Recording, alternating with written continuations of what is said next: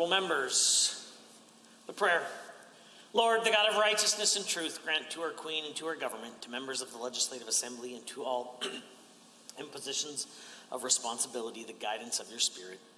May they never lead the province wrongly through love of power or desire to please, but laying aside all private interest and prejudice, keep in mind their responsibility to seek to improve the condition of all. Honorable members, please remain standing as we will be led in the singing of God Save the Queen by Ms. Brooklyn Allard.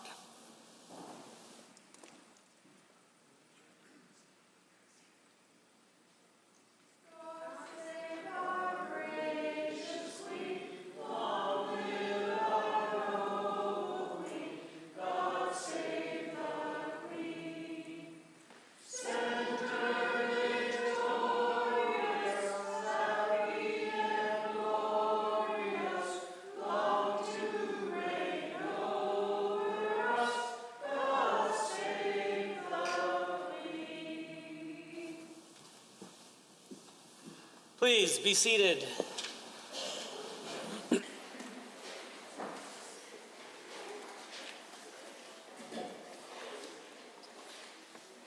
Introduction of visitors. Honorable members, we have a number of very special guests with us today. First of all, it's my pleasure to introduce a visiting member of the Legislative Assembly of Manitoba. Seated in the Speaker's Gallery, Miss Bernadette Smith, the member for Point Douglas.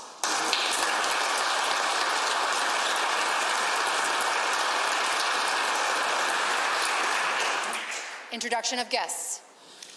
Members, today is a happy day for some and a sad day for others, as I have the pleasure of introducing 4 of 8 retiring Legislative Assembly Security Service members and their families.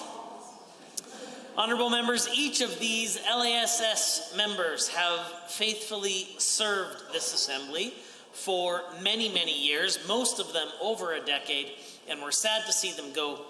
We're so grateful for the work that they've done to maintain the safety and security of all members, and we certainly will miss their smiling faces as we enter the chamber, but of course we wish you the best in your retirement. I would ask each of them and each of you to rise as I call your names. Lance Daly, accompanied by daughters Erin Daly and Kristen Daly, and granddaughter Olivia Daly. Ken McInnes.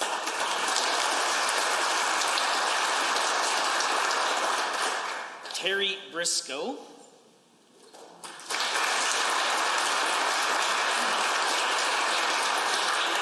Larry All, accompanied by his wife Kathy All, son David All, and Becca Kelly.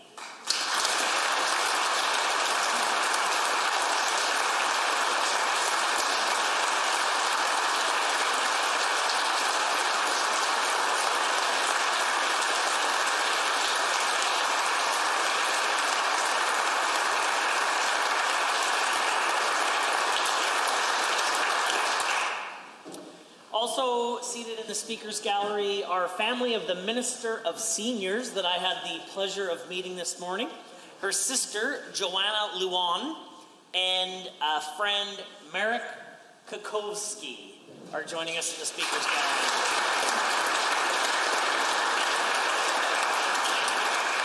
So many special guests today, perhaps my favorite of the Panchuli family, and guests of the Honourable Member for Edmonton Whitemed, please welcome her husband, Owen Young, son...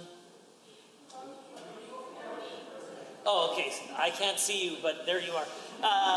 Son, Bodhi Patchouli Young, and daughter, Leela Patchouli Young. Please rise and receive a welcome.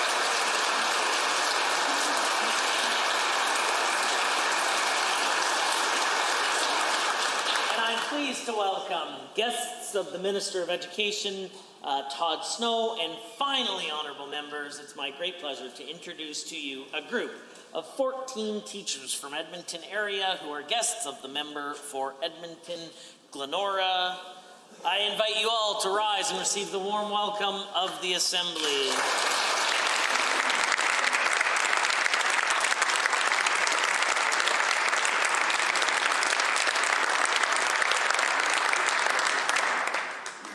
Ministerial statements. Member statements. The Honourable Member for Edmonton Glenora has a statement to make. Mr. Speaker, take a minute and try to remember grade 1. The first image that comes to my mind is Miss Sproul. She helped us make sense of the symbols we saw on paper and transform them into words, into stories, and into a love of learning. Thank you to the teachers in the gallery who are here today because they believe in public education. They are here during their spring break to help us remember that no profession impacts all of society's children in the way that teaching does. They make me think of Miss Sproul and the passion for learning that she inspired in me. Teachers use their expertise and professionalism to support students to become their best selves. Unfortunately, for the last 3 years, this government has chosen to undermine teachers. They attacked their profession when they tore up the agreement to create curriculum together. They cut funding meant to help disabled preschool children prepare for success in grade 1. They attacked their pensions, and now they want to disband their professional association. I'm proud to be the daughter of teachers. I'm proud that I was trained as a math teacher and did a master's in educational policy studies. I'm proud that I served for Edmonton Public. And I am proud that inspiring grade 1 year lives on in the work that I do in this place, fighting for every child in Alberta to achieve their full potential. Mr. Speaker, rather than treating teachers as the enemy, this government should support them in their mission to help kids succeed. The government should show teachers the respect that they so rightfully deserve. And if they won't, the UCP will be held accountable in the next election by teachers and by all Albertans who care about education. Don't believe me? I have a feeling that the Miss Sprouls across Alberta will come together to help create a government that we can all trust and that we can be proud of. One that works with teachers instead of against them, and one that gives kids the opportunity to achieve their dreams and that puts Albertans first.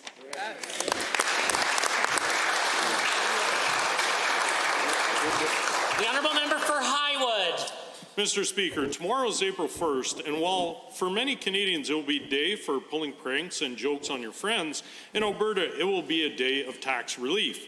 As people across the country are suffering from the Liberal NDP affordability crisis, a crisis caused by runaway deficits and money printing, a crisis worsened by more taxes by Ottawa, Alberta's government will be providing a massive tax cut to Alberta families. Starting tomorrow, the 13-cent provincial fuel tax will be eliminated from gas and diesel bills. On an annual basis, this means that more than $1 billion will stay in the pockets of Albertans. This means that life will get a little easier for Alberta parents taking their kids to hockey practice, a little easier for hard-working Albertans commuting to the office or a job site, and life will be a little less expensive for Alberta farmers who continue to feed our families. Mr. Speaker, Alberta is the only province that is providing this relief on fuel prices. And unlike the NDP and their coalition partners in the Trudeau government, we do not believe that people should be punished for living normal lives. We believe that activities like work and recreation, which involve using fuel, are critical and necessary to all Canadians. Unfortunately, the members opposite do not share this view. It's why they are on record in this House supporting the NDP Trudeau carbon tax. On record in this House also supporting a 25% carbon tax hike next month, and also on record supporting more than a 400% increase in the years to come. Mr. Speaker, Conservatives on this side are working to make life more affordable for Alberta families, while the NDP Trudeau Alliance on the other side are trying to stick their hands even deeper into the people's pockets at the worst time possible. Hear, hear. The Honourable Member for Calgary Cross. Thank you, Mr. Speaker. April marks the beginning of a very special month for Muslims in my constituency and 1.8 billion more across the globe. The first few days of April mark the beginning of Ramadan, a deeply spiritual and holy time for Muslims everywhere. Ramadan begins when the new moon is sighted in the night sky, after which the holy observance begins. Ramadan also marks the anniversary of when the first verses of the Quran were revealed to the Prophet Muhammad, peace be upon him, over 1,400 years ago. During Ramadan, individuals will fast from sunrise to sunset, abstaining from food and drink, and strengthening their devotion to faith and family. Fasting is meant to enable someone to achieve a greater taqwa, or consciousness of God. Every Muslim will break their fast with the iftar, where community members gather with food and drink and reflect upon their faith and their beliefs. Fasting is one of the 5 pillars of the Muslim religion. The 4 other pillars are Muslim declaration of faith, daily prayers, charity, and performing the pilgrimage to Mecca. At the end of this month-long observance, Muslim communities will gather and celebrate Eid al-Fitr. In Arabic, this means breaking of the fast, or festival of breaking of the fast. While Muslim communities across the world begin to observe Ramadan, I invite other members of this assembly to learn about this significant event within the Muslim community. Alberta is a province that is rich in culture and religion and continues to be a shining beacon of hope for anyone who wishes to practice their religion freely without persecution or violence. To all Muslim individuals across Alberta, Canada, and the rest of the globe, I say Ramadan Mubarak, and I hope your Ramadan journey brings you joy and closeness to God. Thank you. The Honourable Member for Edmonton Highlands Norwood is next. Today, March 31st, is the International Transgender Day of Visibility. And this year, it feels more important than ever that we talk about trans issues, that we celebrate trans folks, and that we elevate trans rights at a time when trans people across the world are facing significant barriers and discrimination. In the U.S., there is rising violence against trans women of color. There are incredibly dangerous bills being forced through state legislatures by right-wing politicians that would deny trans folks health care and that would prevent schools from being safe spaces for trans kids and more. And today, I'm thinking of all the queer and trans people who are experiencing so much right now. We know that queer and trans Ukrainians are being held at borders, and we send our love to them. And we send our love to those in countries around the world who are still not safe to be who they are and love who they love. In countries where being gay is a crime and where being trans is most certainly a death sentence. Yet here at home, we still have work to do, much work to do. I think about trans healthcare barriers that I hear about often, long wait lists, lack of physicians, psychiatrists, discrimination in the healthcare system, transphobia. I think about proposed legislation like Bill 207 from this government that would have very much threatened trans healthcare access, a bill from the not-so-distant past that would have allowed for health professionals to deny essential health care. I think about conversion therapy, a horrific practice that many in the trans community have had to endure. And while banned federally and in countless Alberta communities, it's still happening. But I also think about hope and about the incredible trans people I know. I can't imagine just how hard their journeys have been. For some, to have gotten to a place where they're finally free to live their own true lives, yet to still face hate. To every trans person, know that you are loved, you are seen. To trans kids, I know it's hard. It might feel harder than it's ever been. You're not alone. You're loved. Don't let your light be dimmed by those who can't see how bright you shine. And to all of you, trans rights. The Honourable Member for Drayton Valley Devon. Thank you, Mr. Speaker. I rise today to share the story of Todd Snow, a parent from the constituency of Tabor-Warner who is with us today.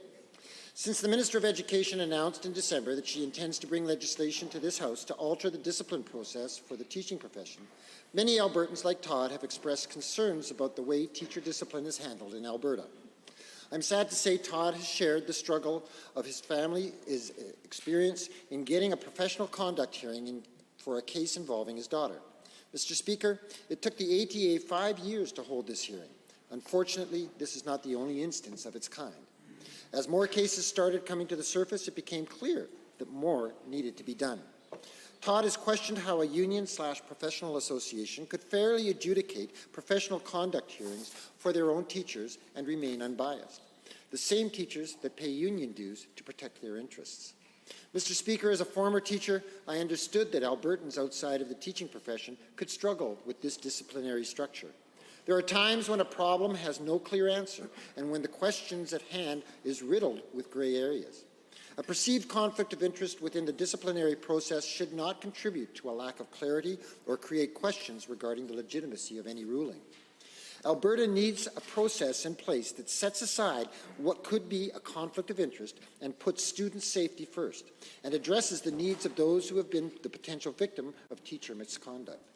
The Students First Act has been brought forward to address the inconsistencies and gaps in the teacher discipline process, and I'm proud of this government for taking a stand to do what is in the best interests of students. I applaud the Minister of Education for her promise to continue the difficult but necessary work to protect our students, and I look forward to seeing what comes next. The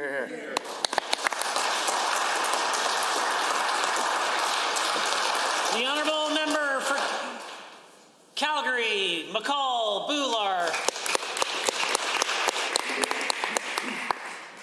Mr. Speaker, Albertan of Islamic faith will start observing Ramadan this weekend. It's my honor to rise today to recognize Ramadan and wish everyone observing it a peaceful and blessed Ramadan. Ramadan is observed by the Muslim Ummah worldwide, and the act of fasting during this month is one of 5 fundamental pillars of Islamic faith. It's a special time for deep prayers and for strengthening bonds with the Creator and His creation. The act of fasting is also an exercise in self-restraint and self-reflection. It involves abstaining from eating or drinking anything from dawn to dusk. It puts a special significance to reflect and act on the plight of those who are less fortunate among us, who are sick and elderly, and those who are struggling to make ends meet. The last 2 years have been very difficult for everyone and have disrupted many of these activities. I'm pleased that this year the community will be able to come together for prayers, visit friends and neighbors, and be able to observe Ramadan in its true spirit. Mr. Speaker, Ramadan is also an opportunity for all Albertans to learn about Muslim faith and broadly about the diversity of faith, cultures, and traditions in our province. As of late, we have witnessed a rise in Islamophobia and attacks on hijab-wearing Muslim women. We have witnessed an increase in incidents of racism and prejudice. And we have witnessed a rise in intolerance and hatred against Albertans with visible articles of faith. It is more important than ever before that we come together as a province to push back against intolerance, hatred, and discrimination in all its forms. And it's more important than ever before that we come together as a province to build a society that understands, respects, and embraces its diversity. To all those observing Ramadan, Ramadan Mubarak. The honourable member for Calgary Curry is next. Thank you, Mr. Speaker. Today I rise to talk about the wonderful constituency of Calgary Curry and specifically the community of Scarborough. To those familiar with Calgary, you may think you already know Scarborough. However, there is much more to it than most people realize. Scarborough is one of only 3 suburbs in all of Canada that exemplify an Olmsted design. What does that mean, you ask? Good question. It means it is associated with one of the most celebrated landscape architects in North American history, Mr. Frederick Olmsted. Olmsted used his distinct design to challenge the ideas of the mid-1800s, which he considered, and I quote, a display of novelty, of fashion, of scientific or virtuoso inclinations, and of decoration. This quote comments on the trends of the time of developing landscapes without consideration for local environment. His response was to develop his own style called pastoral, which emphasizes protecting and enhancing natural scenery while promoting social engagement and community. Key to this is the effective organization of space. Olmsted worked to create the perspective effect, which increases the sense of space by contrasting dark forms in the foreground with lighter, less distinct ones further away. The culmination of these concepts first came to fruition in 1857 with Olmsted's first project, which was the design of Central Park in New York City. Frederick Olmsted's nephew and adopted son, John Olmsted, would continue to spread the pastoral style. The community of Scarborough was designed by John in 1909, incorporating these bold new ideas.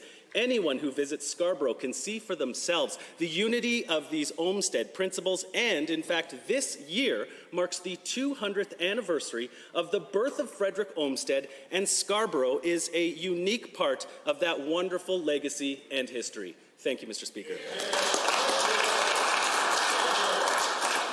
The time is now 1:50, and that makes it oral question period. And the honourable member for Edmonton Glenora has question 1.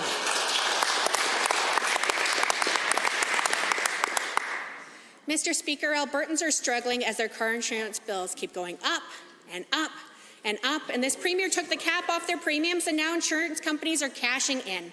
The last report from the Alberta Superintendent of Insurance found that companies brought in $1 billion more in premiums than they paid out in claims. Now, that was 2019, the last report, because the UCP chose not to release the data for 2020 or 2021. So why won't the UCP at least tell us how much big insurance companies are profiting off regular Alberta families? What are they hiding? The Honourable Minister of Finance, President, Treasury Board. Well, thank you, Mr. Speaker. I find this pretty rich coming from a member and from a party across the aisle who ultimately refused to oppose the carbon tax increase that will be implemented on all Albertans effective tomorrow. But, Mr. Speaker, what I can say is the changes that we made in Bill 41 are, in fact, reducing the systemic costs, driving up automobile insurance premiums, and those premiums are beginning to come down. Honourable Member for Edmonton, Glenora. If the government's really proud of what they've done, why won't they actually release the report and let the data speak for itself? Mr. Speaker, this report is being published every year to ensure full disclosure of transparency for the people of Alberta for 107 years. 1 year under the UCP and it's in the ditch. They want to hide the fact that auto insurance companies are making out like bandits, massive premium increases. Mr. Speaker, after the UCP caved to their lobbyist friends. So why is the UCP hiding the truth about how much car insurance companies are profiting off the people of Alberta? The Honourable Minister of Finance and President of Treasury Board is the only one with the call. Thank you, Mr. Speaker. We're not hiding a thing. Our department is publishing all of the details of that report online. Here's the fact. There's not been a request for that report for over 2 years. This is simply a matter of streamlining and ensuring that Albertans continue to have access to all the information. But the member talks about insurance premiums. Mr. Speaker, again, we took real action. Action the members opposite were not courageous enough to take. Insurance premiums are not going up, they're coming down. The Honourable Member for Edmonton, Glenora. Nobody believes that, Mr. Speaker. If the minister is so proud of that, why doesn't he actually present the data in this House? What is he hiding, Mr. Speaker? The uncomfortable truth is that the Premier is a shill for his big buddies in the insurance industry. His former staffer, Nick Coolsbergen, lobbied his government to take the cap off, and now they want to keep Albertans in the dark about how much they're profiteering. So, Mr. Speaker, Saskatchewan, Manitoba, BC, and Quebec, they all offered rebates and cut premiums during COVID. Why is the UCP letting large, profitable corporations pile more costs onto Alberta families? The Honourable Minister of Finance. Well, thank you, Mr. Speaker. Again, all of the data in the report is available online, and we encourage every Albertan to pursue that and find it. It is all available. But, Mr. Speaker, again, the members opposite simply put a rate cap in as insurance prices started to go up. Insurance premiums were going up by 5% plus per year under the members opposite. We dealt with the systemic issues driving up those costs. Mr. Speaker, not only have rates flattened, they're starting to come down. The order. The Honourable Member for Calgary Mountain View. Mr. Speaker, tomorrow, Albertans expect the price at the pump to drop 13 cents and stay down. Not the fuel tax, the price. The problem is this UCP government failed to put in place any guarantee that the tax reduction would reach drivers. Yesterday, the Premier said he would be, quote, watching like a hawk, but refused to commit to an audit. Watching isn't an action. What exactly, if anything, is the Premier actually doing to make sure these savings reach Albertans? The Honourable Minister of Finance, the President of the Treasury Board has risen.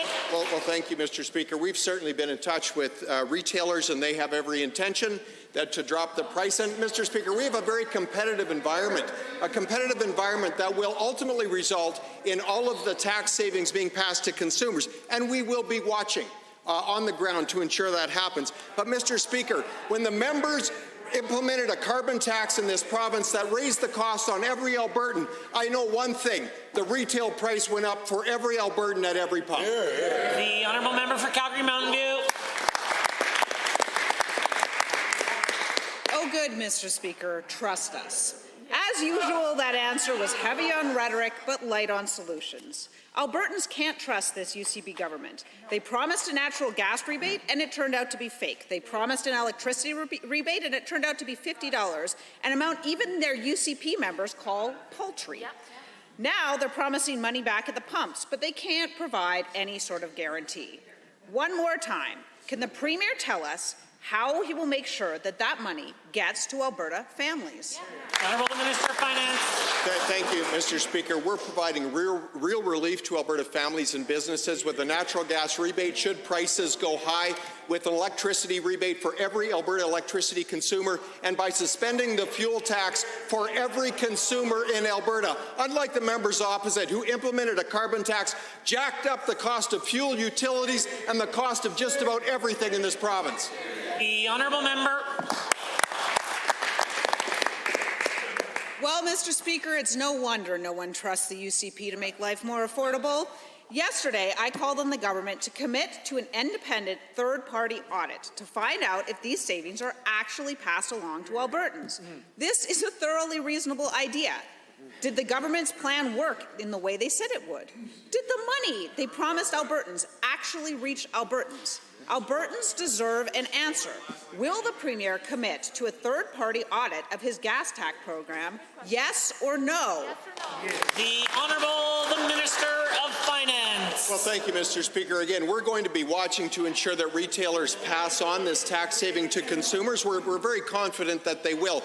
But I want to ask the members opposite, why did they vote against the government motion asking the federal government to suspend raising the carbon tax, a tax that pushes up the cost for every Albertan? Why did they not support the motion? The order. No one in this assembly is a hypocrite. The honourable member for Edmonton Mountain View. No, you're done. And Millwoods.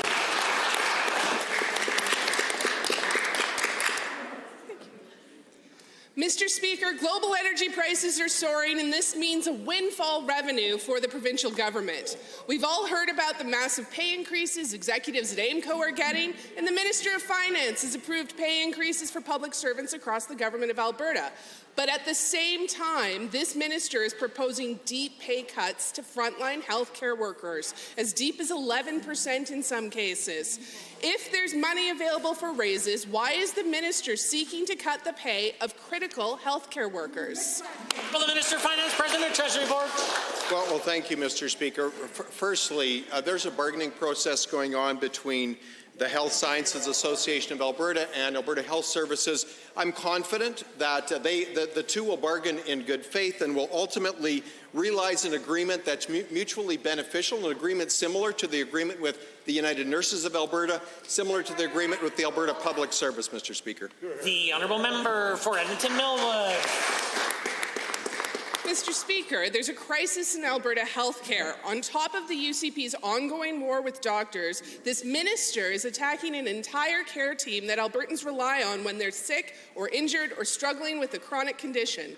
There are 19 Alberta communities with partial hospital closures today because they don't have enough staff to operate safely, and many of the job categories that they are seeking to cut pay have increasing vacancy rates. Why is the minister chasing healthcare professionals out of Alberta with these brutal cuts to their pay?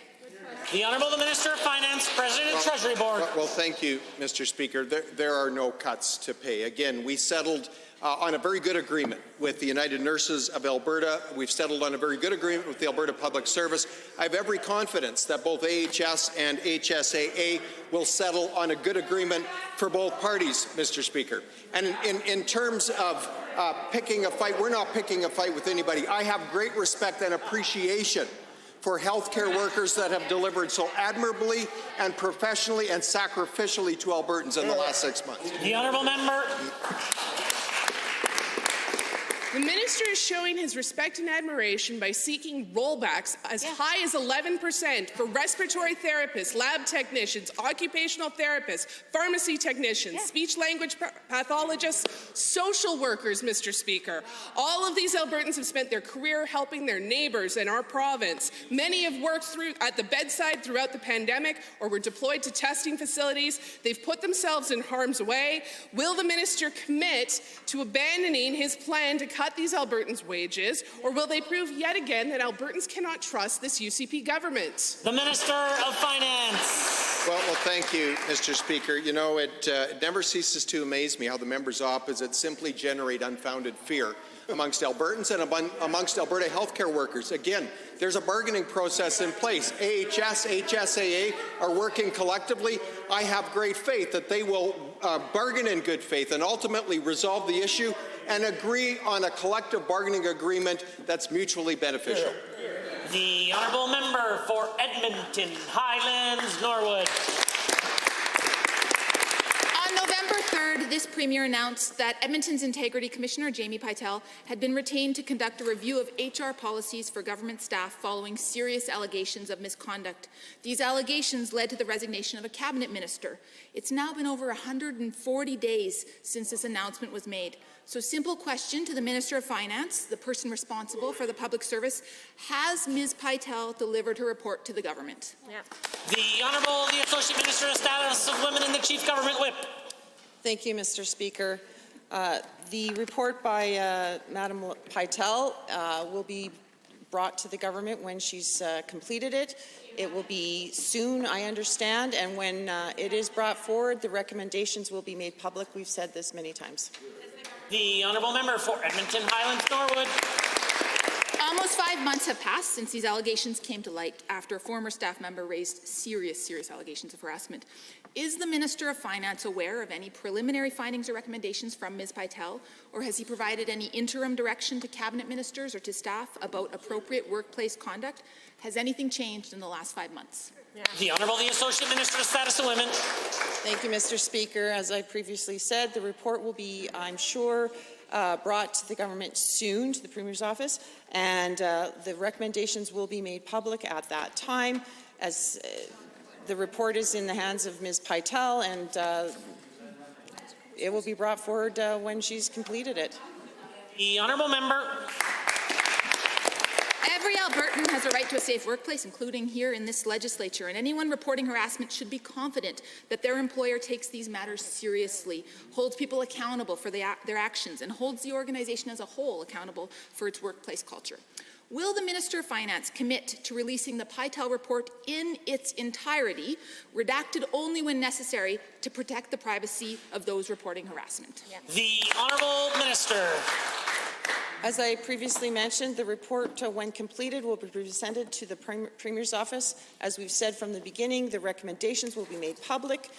And I can tell you that sexual harassment is not acceptable in any workplace, anywhere in Alberta, period, full stop, end of sentence. I can tell you that as the Chief Government Whip, I have put a program in place for our caucus staff called Moments Matter that was brought forward by the Alberta Sexual Assault Centres, and we're working that program, and I'm pleased with the progress on it. The honourable member for Drayton Valley Devon has a question to ask. Thank you, Mr. Speaker. The federal government announced an insane and unrealistic climate plan bent on destroying Alberta's economy. It's ironic, considering the day before, the federal government announced at the International Energy Agency that Canada would be increasing oil production. Albertans are sick of these hypocritical government announcements, especially considering the Constitution says that natural resources belong to Albertans, and in this House, not the Liberal NDP coalition.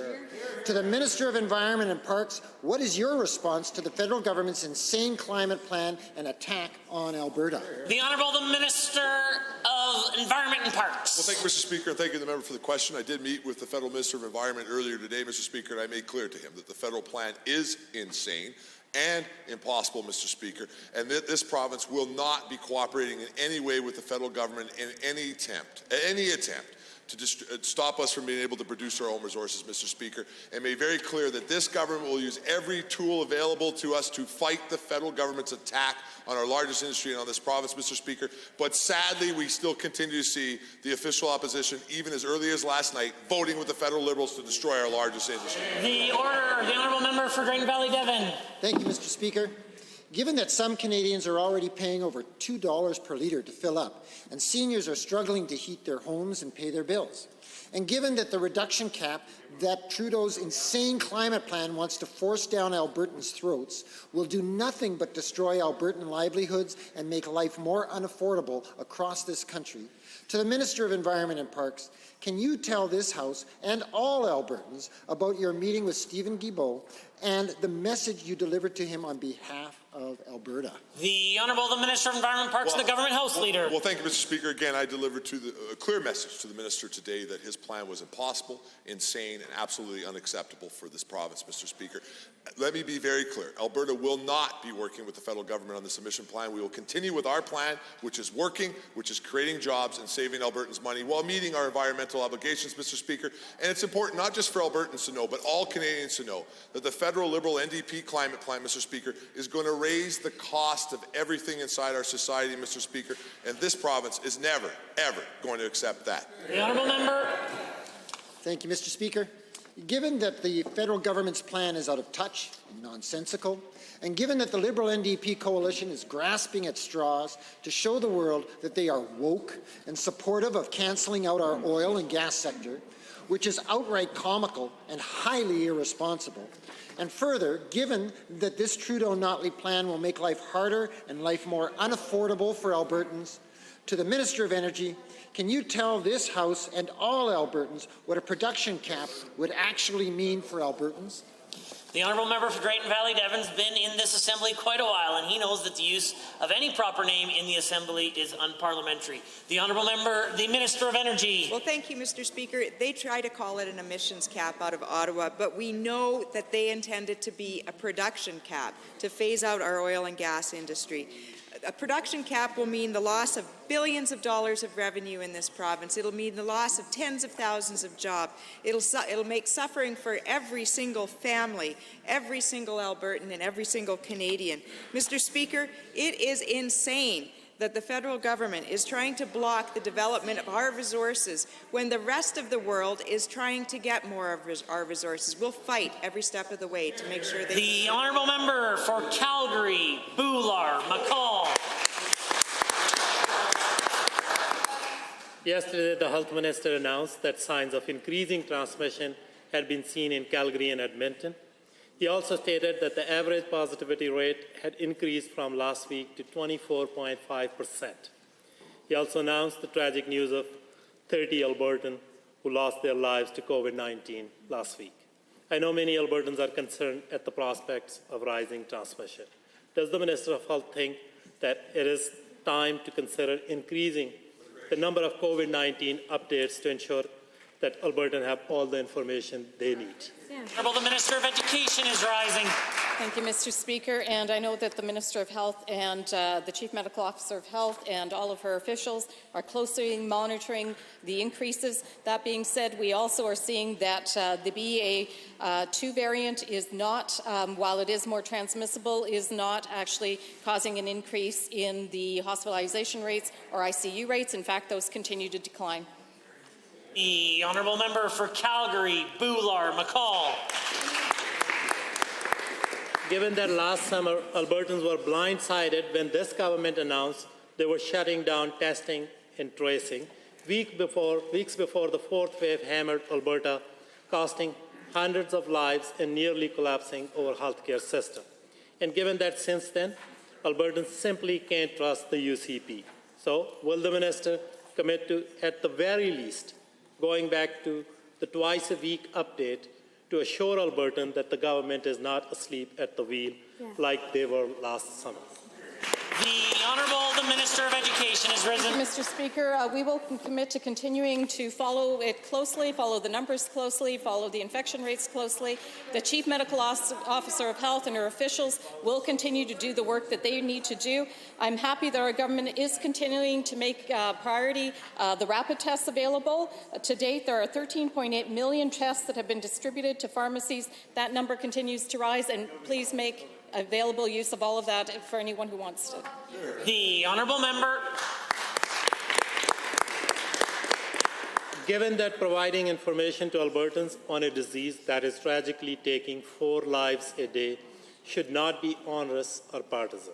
And given that, again, the false promise of best summer ever, this government should go above and beyond when it comes to transparency and accountability to Albertans.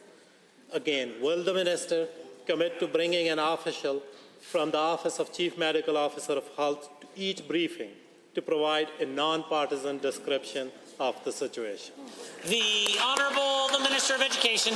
Thank you, Mr. Speaker. While the members opposite want to continue to live in a COVID world, we're continuing to move forward based on the evidence, with the support of the vast majority of Albertans and other Canadians, and in line with the view of the Council of the Chief Medical Officer of Canada. The Minister.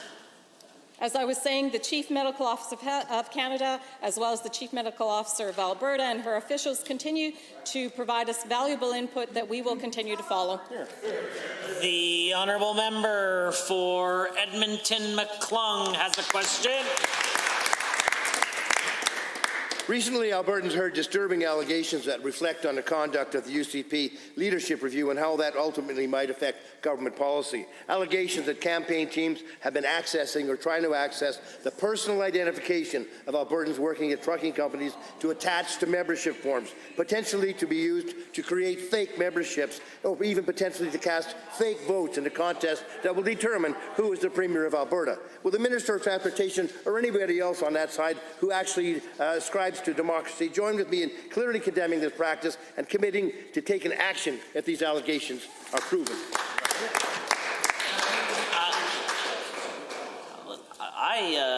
I provide a very wide swath with respect to questions about government policy or not.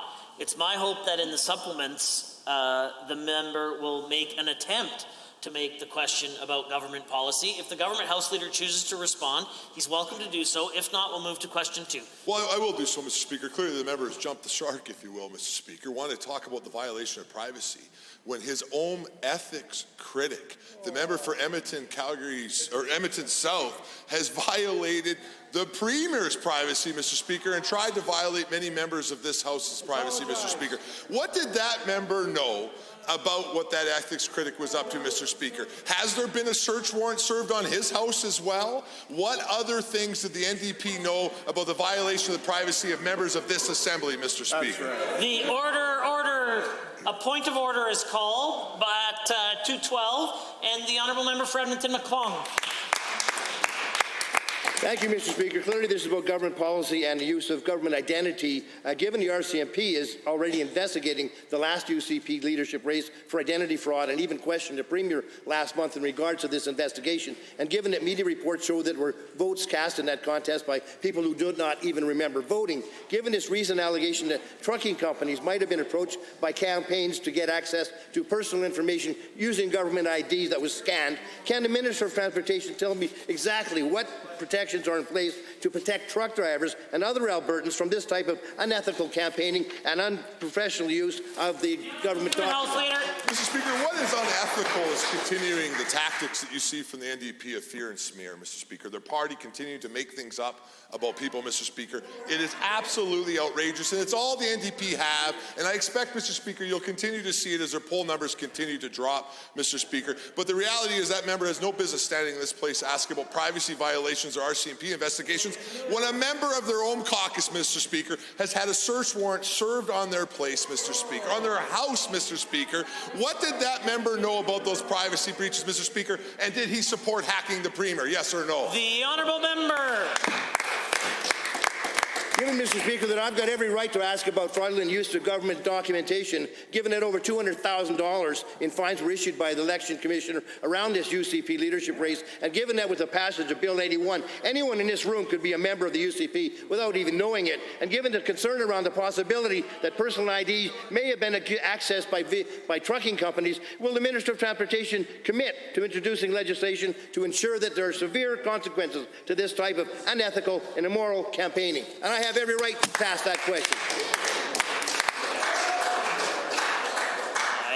I think that the Speaker gets to determine what's in order and out of order, not the honourable member. The honourable Government House Leader.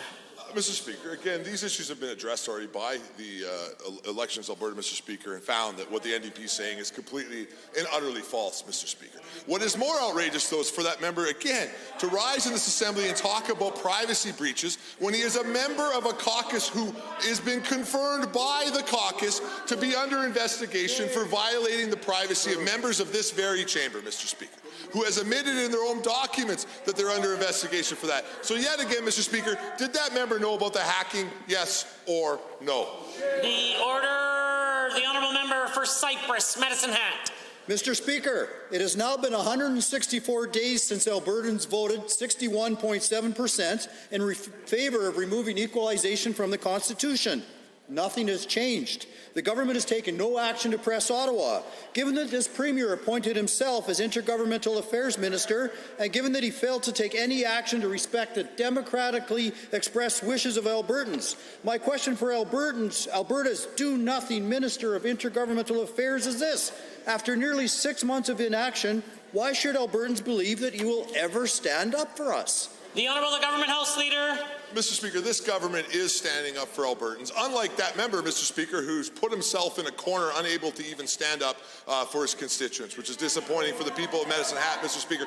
This government continues to lead the way in economic recovery inside this country, Mr. Speaker, bringing forward some of the best years that we've seen in all of our industries, restoring the jobs that were lost underneath the NDP, Mr. Speaker, and yet again today, standing up to the federal government for their ridiculous climate policies. That's a sharp contrast to that member who's getting nothing done for the people of Medicine Hat inside this. The order, the honourable member for Cypress, Medicine Hat. Thank you, Mr. Speaker. Given following the equalization referendum, the members of this Assembly approved Motion 101, officially recognizing the results of the referendum and directing the Government of Alberta to take action.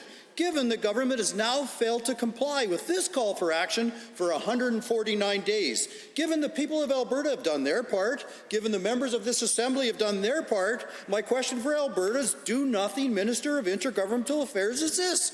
When will you take real action for Alberta families? The Honourable Minister of Finance and the President of Treasury Board is risen.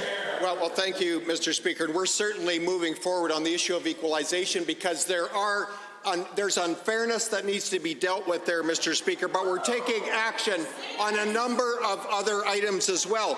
Items around positioning this economy for disproportionate investment, attraction, and growth. Mr. Speaker, balancing the budget, and I would ask through you to the member opposite from Cypress Medicine Hat, where was he when we approved the first balanced budget in 8 years? The honourable member for Cypress Medicine Hat. Given when the Premier announced the equalization referendum in July of 2021, he stated that it would, and I quote, elevate Alberta's fight for fairness to the top of the national agenda. In a sense, it takes a page out of Quebec's playbook. And given whether it is protecting its seats in the House of Commons or bypassing religious freedoms in the Constitution, Quebec never seems to have any problem getting its issues addressed. Again to the Premier, are you now willing to admit that your promise to push equalization to the top of the national agenda has been another complete failure? The Honourable Government House Leader. Mr. Speaker, you want to talk about complete failures, Mr. Speaker. I was just down in Medicine Hat the other day, Mr. Speaker, and every constituent I spoke to expressed their complete disappointment in their inability of their member of the legislature to represent them, Mr. Speaker. Today, as we speak, down in Medicine Hat, significant announcements taking place around HALO and emergency services, Mr. Speaker, yet just one example of the success of this government, Mr. Speaker. While that member has a temper tantrum and plays junior high politics and hides himself in the corner, Mr. Speaker, he can't even be bothered to support a balanced budget, Mr. Speaker. Shame on him. Order, order, order, order. Order! I want to caution all members when using personal attacks or insults inside the Assembly. The Honourable Member for Edmonton Manning. Well, thank you, Mr. Speaker. For generations, Albertans have had marked fuel for agriculture vehicles, which is priced 9 cents lower than regular. This is intended to be a comparative advantage for the industry. The UCP's plan takes 13 cents off unmarked fuel, but only 4 cents off marked fuel. The Honourable Government House Leader will come to order. The Honourable Member for Edmonton Manning. Making the prices equal. There is no longer a comparative advantage. 4 cents is a drop in the bucket when compared to the rising costs facing farmers and ranchers. Why is this government not implementing another strategy to help them out with the high cost of fuel during this time of financial stress? The Minister of Finance, President, Treasury Board. Well, thank you, Mr. Speaker. We're suspending the fuel tax right now to zero. To zero, Mr. Speaker, and that will provide relief for every Albertan, provide relief for every Alberta rancher and farmer, Mr. Speaker. But again, I would ask the members opposite. They're so concerned about affordability all of a sudden, and yet they failed to support the motion that we had in front of the House yesterday calling on the federal government to pause the increase in the carbon tax, Mr. Speaker, a cost that will affect every Alberta farmer. The Honourable Member for Edmonton Manning. Well, given the fact that there's no longer a competitive advantage for farmers, and given there are costs to having marked fuel such as transportation to the farm and the maintenance of dye, and given that all these pressures and rising costs farmers are facing is an increase including the price of feed and fertilizer. And given that a mere 4 cents fuel reduction, especially when everyone else is getting 13 cents, lacked insight and didn't solve the problem. So, to the Minister, with all the pressures farmers are facing, why isn't the government doing more to protect the industry's comparative advantage on fuel? The Honourable, the Minister of Finance. Well, thank you, Mr. Speaker. I really appreciate the member opposite's concern for agriculture, Mr. Speaker, because members on this side of the House believe in a great future for the agriculture industry in this province, a great future for the great farmers and ranchers out there that provide every day for this province. And Mr. Speaker, that's one reason why we are eliminating the fuel tax for farmers and ranchers and every Albertan. Again, I ask the members opposite, why do they not support us in calling on the federal government to halt the increase in the carbon tax? The Honourable Member. Well, given regular price and dyed fuel is now the same price, and given that the UCP are driving up the Albertans' electricity, gas bills, school fees, auto insurance, property taxes, tuition, and interest on student loans, and given that Albertans in agriculture may be paying these fees, as well as the extra costs specific to the sector, and given that the UCP also decided to tack on an extra 10% increase to premiums for livestock and crop insurance, how can the minister seriously justify forcing this increase in premiums while so many other costs are also spiking? The Minister of Finance. Well, thank you, Mr. Speaker. What we hear so often from the members opposite is the gospel of envy, the gospel of socialism. Mr. Speaker, what I can say is that farmers and ranchers will not begrudge other Albertans who receive 13 cents of relief on every litre of fuel they purchase. The Honourable Member for Edmonton Whitemud. Mr. Speaker, in this week's mandatory child death review report, which outlines the circumstances that led to the death of 18 children in this government's care in the last 6 months, the Child and Youth Advocate repeatedly pointed to the lack of collaboration between government ministries. The report is full of stories of overwhelmed family members and caregivers who weren't able to access supports. The Advocate recommends the Ministries of Health, Education, and Community and Social Services develop a process to ensure coordinated service delivery. Will the UCP listen to the Advocate and accept this recommendation? Good question. The Honourable Minister of Children's Services. Thank you very much, Mr. Speaker. And as I said yesterday, the death of any child in care who has received services through the child intervention system is a tragedy. We do work very closely not only to review each and every case, but also, Mr. Speaker, to work with the Office of the Child and Youth Advocate and to discuss things that we're seeing and the recommendations that are being made. I can assure you that we're also not waiting to take action, and much of this is because of the collaboration between ministries like, Mr. Speaker, mine, Mental Health and Addictions, Health, Education and Community and Social Services, and there's more to come. The Honourable Member for Edmonton Whitemud. Given that staffing shortages and turnovers were noted specifically in cases of some of the young people in this report, like Joseph, who had a specialized liaison caseworker redeployed, and given this minister has shown she doesn't understand the critical importance of consistent support workers in these young people's lives, it can mean life or death for them, as she removed these supports for youth transitioning out of care when she cut SAFA supports 2 years ago. And given that staffing problems start and end with the Minister of Children's Services, and there are no new frontline staff for child intervention, how does the minister plan to improve support to children in care with no new staff? Good question. The Honourable Minister of Children's Services. Thank you very much, Mr. Speaker. And this is something that we watch very closely. Staffing concerns are not unique to this ministry, Mr. Speaker, but we have been working over the past number of years not only for recruitment and retention strategies, specifically in rural, remote, and northern communities, Mr. Speaker, where we do see some greater staff turnover. However, we have also worked to redirect ministry FTEs towards the front lines, that we have those support services in place. Mr. Speaker, many of our services are also offered by community organizations who work very hard to keep kids safe and supported. The Honourable Member. Given that the Albertans addressed in this report were 12 to 19 years old, 5 died from drug poisoning, 3 died by suicide, 3 were victims of homicide, 3 young people died from medical causes, and 1 died in a motor vehicle accident. And given that the advocate said his call to require ministries to provide regular public updates on how they've addressed past recommendations is more important now than ever, rather than making Albertans wait another 75 days for a response, I'm asking the minister for a straightforward response right now. Yes or no, will the minister accept the advocate's recommendation to have ministries report on their work to a committee of the legislature? The Honourable Minister.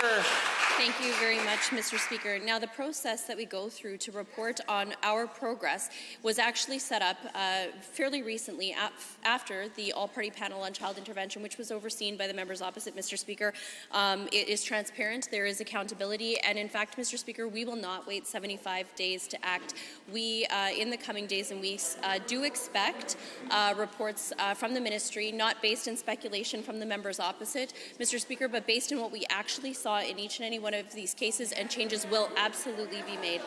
The Honourable Member, order. The Honourable Member for Calgary East. Thank you, Mr. Speaker. The statistics on inflation in Canada and in Alberta show that the cost has gone up for food, shelter and gas. Although our inflation rate of 5.1% is less than the national average, the last time similar figures were recorded was in October 2007. Albertans continue to grapple with the challenges of inflation caused largely by poor fiscal policy from Ottawa's Liberal government. To the Minister, how is the ministry reducing the impacts of inflation on Alberta households and businesses? The Honourable Minister of Finance has risen. Well, thank you, Mr. Speaker. We certainly are in a time of inflation brought on by a number of issues, including, I would suggest, irresponsible fiscal management by the federal government. Mr. Speaker, we are bringing real relief to Albertans. We're offering every electricity consumer a $150 rebate on this spring's electricity bill. And Mr. Speaker, we're also suspending the fuel tax, which will save all Albertans 13 cents a litre at the pumps.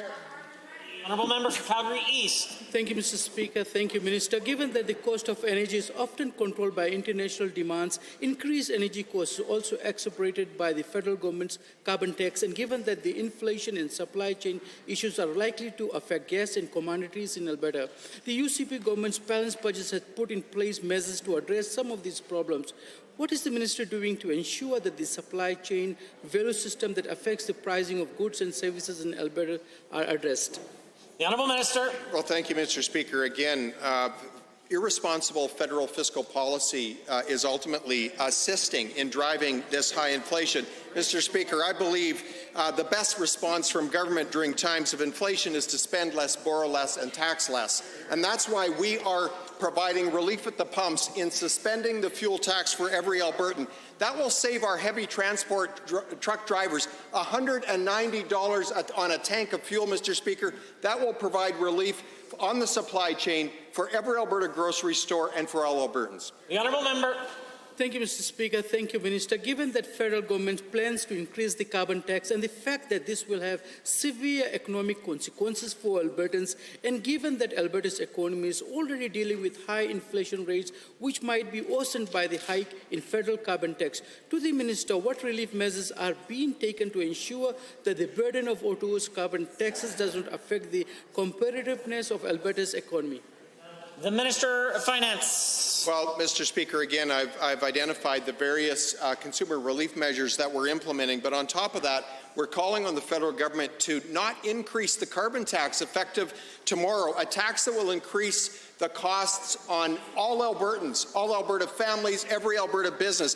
And, Mr. Speaker, we're calling on the opposition to support us in our motion in asking the federal government to suspend the increase in the carbon tax. Because, Mr. Speaker, the whole concept of the carbon tax is to increase costs for Albertans and for consumers. I call on the opposition to support us.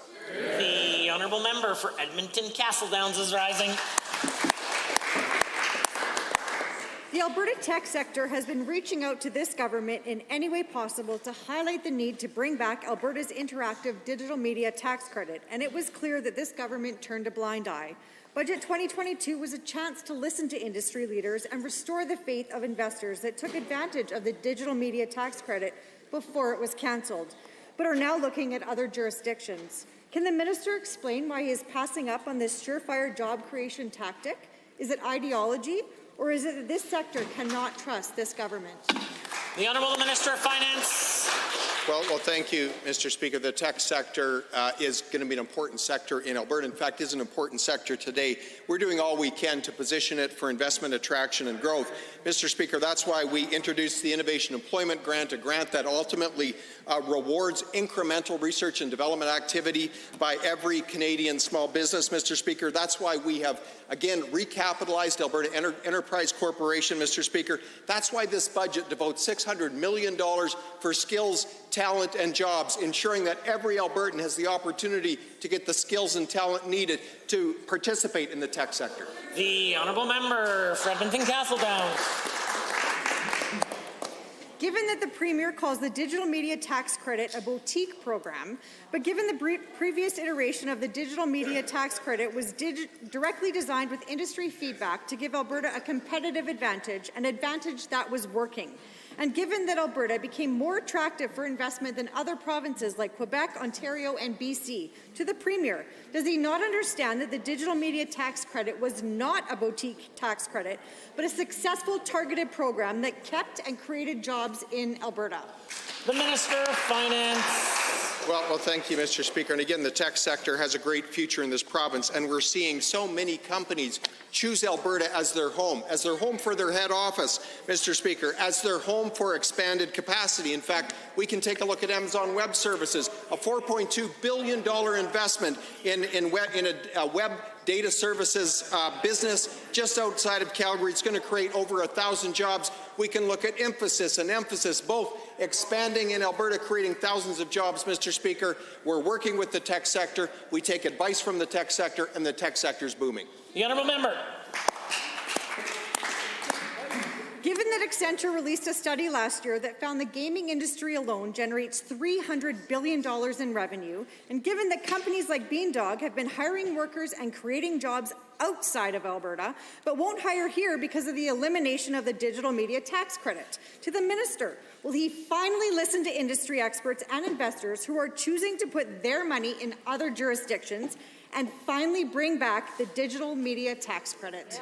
The Minister. Well, thank you, Mr. Speaker. What we're seeing in the province, as we position this province to be most competitive in every sector, including the tech and innovation sector, we're seeing venture capital, which is the jet fuel of tech and innovation, increase in this province year over year, doubling many years, year over year. And in fact, Mr. Speaker, Unity 3D, one of the largest gaming companies of the world, just recently announced that they're opening an office where? In Calgary, Mr. Speaker.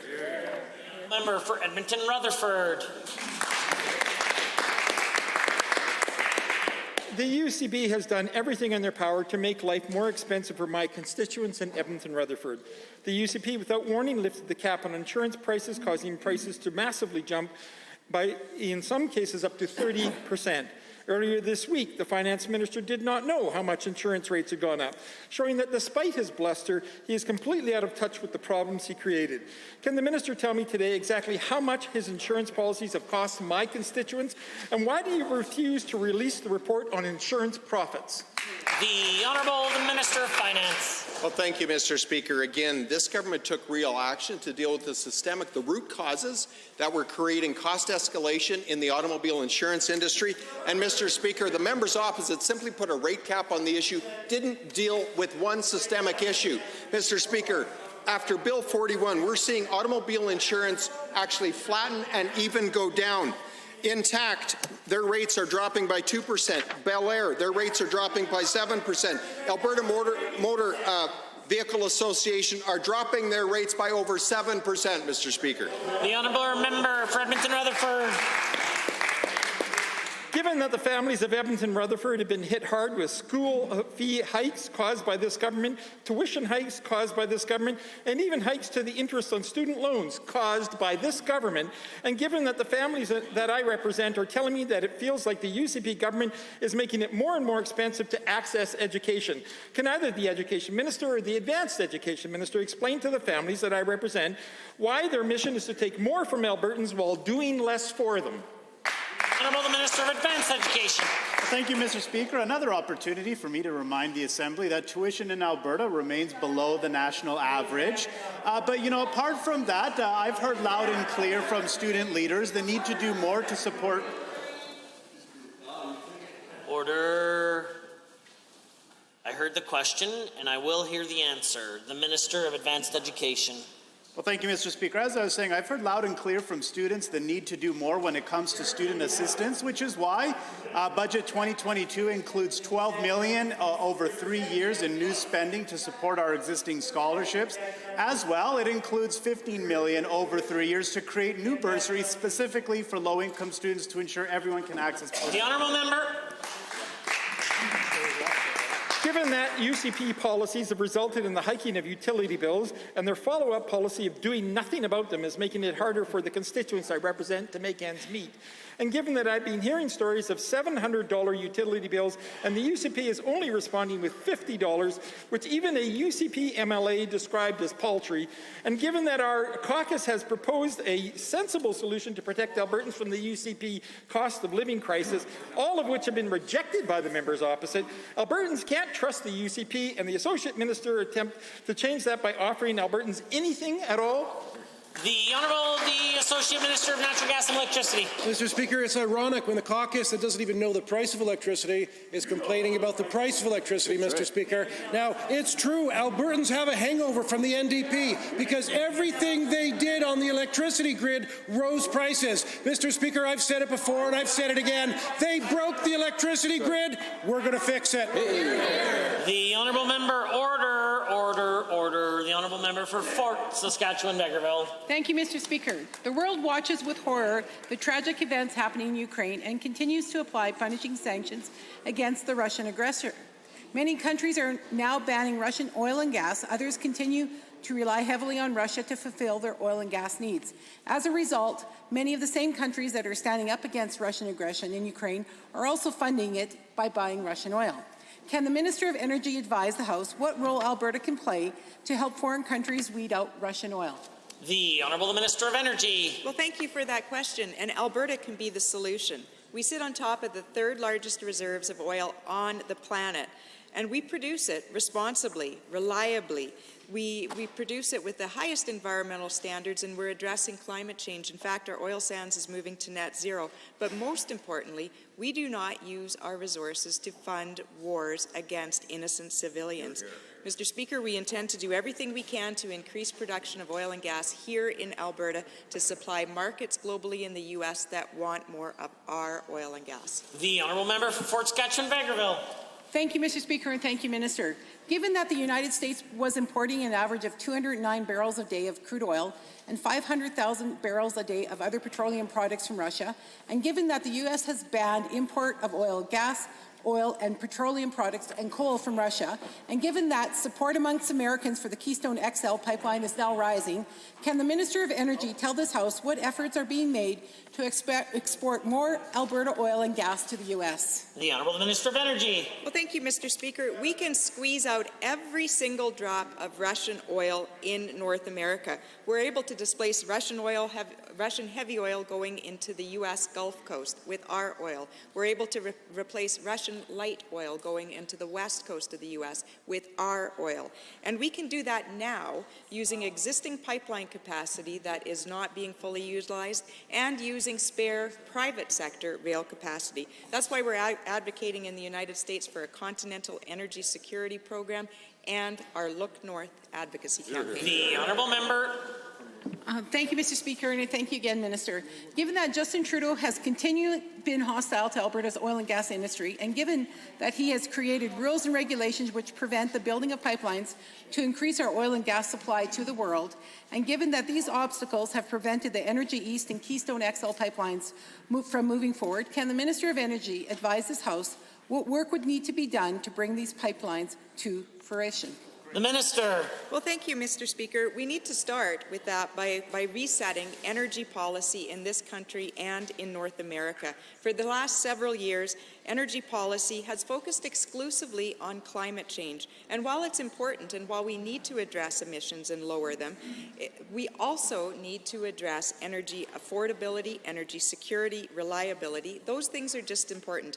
Mr. Speaker, and we need to start treating our energy as an asset to be proud of, not a liability to be faced. The Honourable Member for West Yellowhead.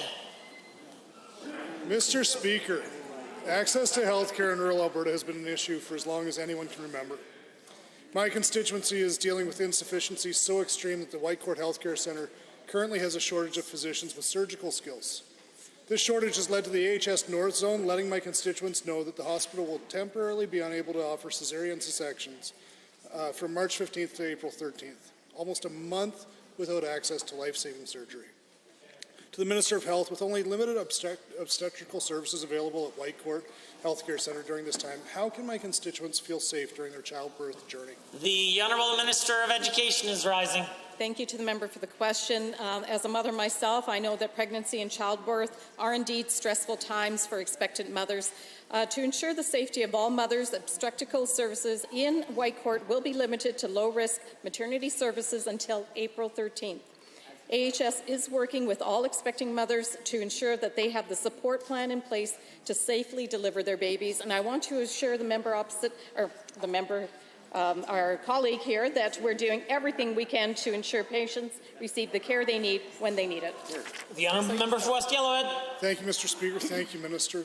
Given that there is also currently a shortage of general physicians in Grande Cache, given that these shortages have been going on for quite a while now, given doctors are able to practice in Alberta wherever they choose to live, can the same minister please tell the members of my community what is being done to augment the efforts of AHS to recruit doctors in Grande Cache? The Minister of Education. Thank you, Mr. Speaker, and to my colleague.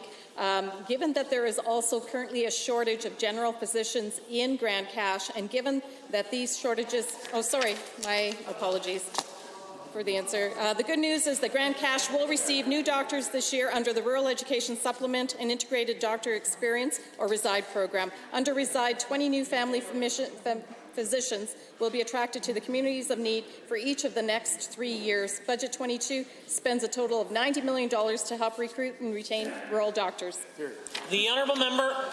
Thank you again, Minister. Given doctor shortages aren't the only health concerns for the residents of West Yellowhead, given that some of my constituents have been waiting for months even for outpatient surgeries like knee surgeries, and given that because of extreme pains and medical concerns, my constituents have had to seek medical attention in other jurisdictions where they've had to pay out of pocket, and given that many of those wait times were pushed even further because of the COVID-19 pandemic, once again to the Minister of Health, is there anything being done to address wait times for those in need of surgeries? The Minister of Education.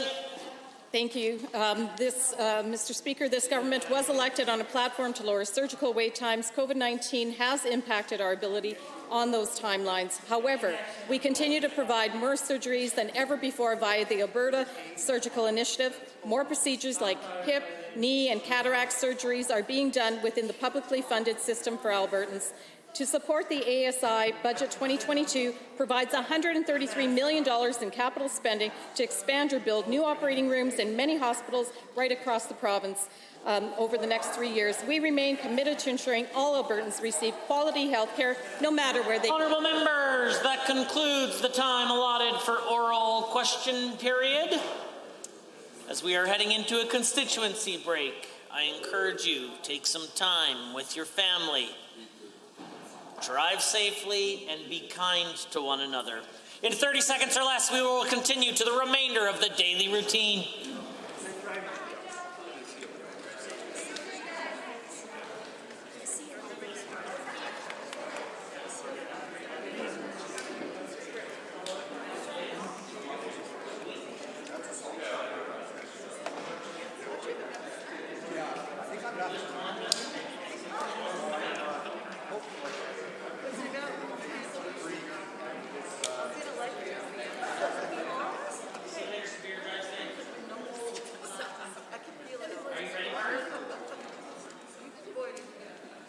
The honourable member for Cypress, Medicine Hat, has a statement to make. The late novelist Ken Kesey once wrote, and I quote, "The secret of being a top-notch con man is being able to know what the mark wants and how to make him think he's getting it," unquote. Albertans have seen their share of flim-flams over the years, but never liked the current premier. When running for leader, the current premier rejected the idea of subsidies for solar power on a radio show, rebuffing the request by stating, "No, we're broke." The statement became a slogan printed on T-shirts, proudly worn by Albertans tired of green corporate welfare. Of course, once in power, the new premier increased public debt well over $100 billion while handing out billions in corporate welfare. Of course, he wasn't done pushing bad merchandise. He went on to promise no vaccine passports or mandates in Alberta and printed up best summer ever hats for all his prospective marks. I think we all know how that ended up. Well, folks, he's at it again. Last week, the flim-flam man posted an anti-green energy meme on social media, even as his government complies with Ottawa's just transition policies, scrambling to meet Paris Accord targets, and brags about speeding up the NDP's accelerated coal phase-out. Now, this week, the flim-flam man is attacking the federal government's carbon tax increase, even while increasing his own carbon tax on industrial emitters. He actually thinks he has Albertans fooled once again. But the problem with trying to play both sides of every issue is eventually people realize you are never on their side. Just like Justin Trudeau, who calls conservatives extremists, Alberta Premier has wrapped up the disgusting, dehumanizing rhetoric by calling conservatives lunatics and comparing them to insects. It reminds me of the time back in 2017 when the former Deputy Premier called Albertans sewer rats. At least she apologized. Albertans have had enough of this flim-flam man. It's time for him to resign, move back to Ontario, and find some new marks to work on. Thank you. Yeah, fair. Order. My apologies to the honourable member for Banff Kananaskis for getting the order incorrect. But now, the honourable member for Banff Kananaskis. Thank you, Mr. Speaker. Tourism is the business of memory making, and millions of people from all over the world hold their fondest memories right where I come from. I've said it a million times in this House, but there are few places to whom a thriving tourism economy comes so naturally. Countless places pride themselves on man-made attractions, but in Banff Kananaskis, our industry is rooted in the God-given beauty all around us. Pre-pandemic, tourism represented $8.4 billion of GDP and 80,000 jobs. But when borders closed and visitation ceased, restaurants shut early and venues closed down, revenues plummeted nearly half and unemployment rates peaked above 85%. Even in the most difficult of times, our small businesses did what they could to minimize the layoffs, house their staff, and keep things running. But it came at a cost. They say it takes just 3 weeks to form a habit, and after 2 years of fear and pandemic restrictions, the security that many once felt about travel is long gone. Now, more than ever, Alberta's tourism industry needs a coordinated bipartisan effort to spread the word that our province is open and that we are excited to welcome the world back. That is why this government passed a motion last week calling on Ottawa to drop their senseless and unscientific vaccination travel requirement. The first step to welcoming people back to our province, after all, is letting them in. But the NDP voted against it. If you would listen to House debates, you'd think the NDP were obsessed with Banff Kananaskis. But Mr. Speaker, if you look at their voting record, you'd consistently find the exact opposite. In 2019, the NDP left tourism out of their election platform entirely, and, well, I'm a testament to how well that worked out for them. 3 years later, you'd think they would have perhaps learned their lesson about supporting tourism, rather than ignoring it in the best of times than working actively against it in the worst, but it appears that they have not. So, Mr. Speaker, I'm proud of this government for recognizing and working with Alberta's tourism operators, and I'll always be proud to represent the most beautiful place on earth.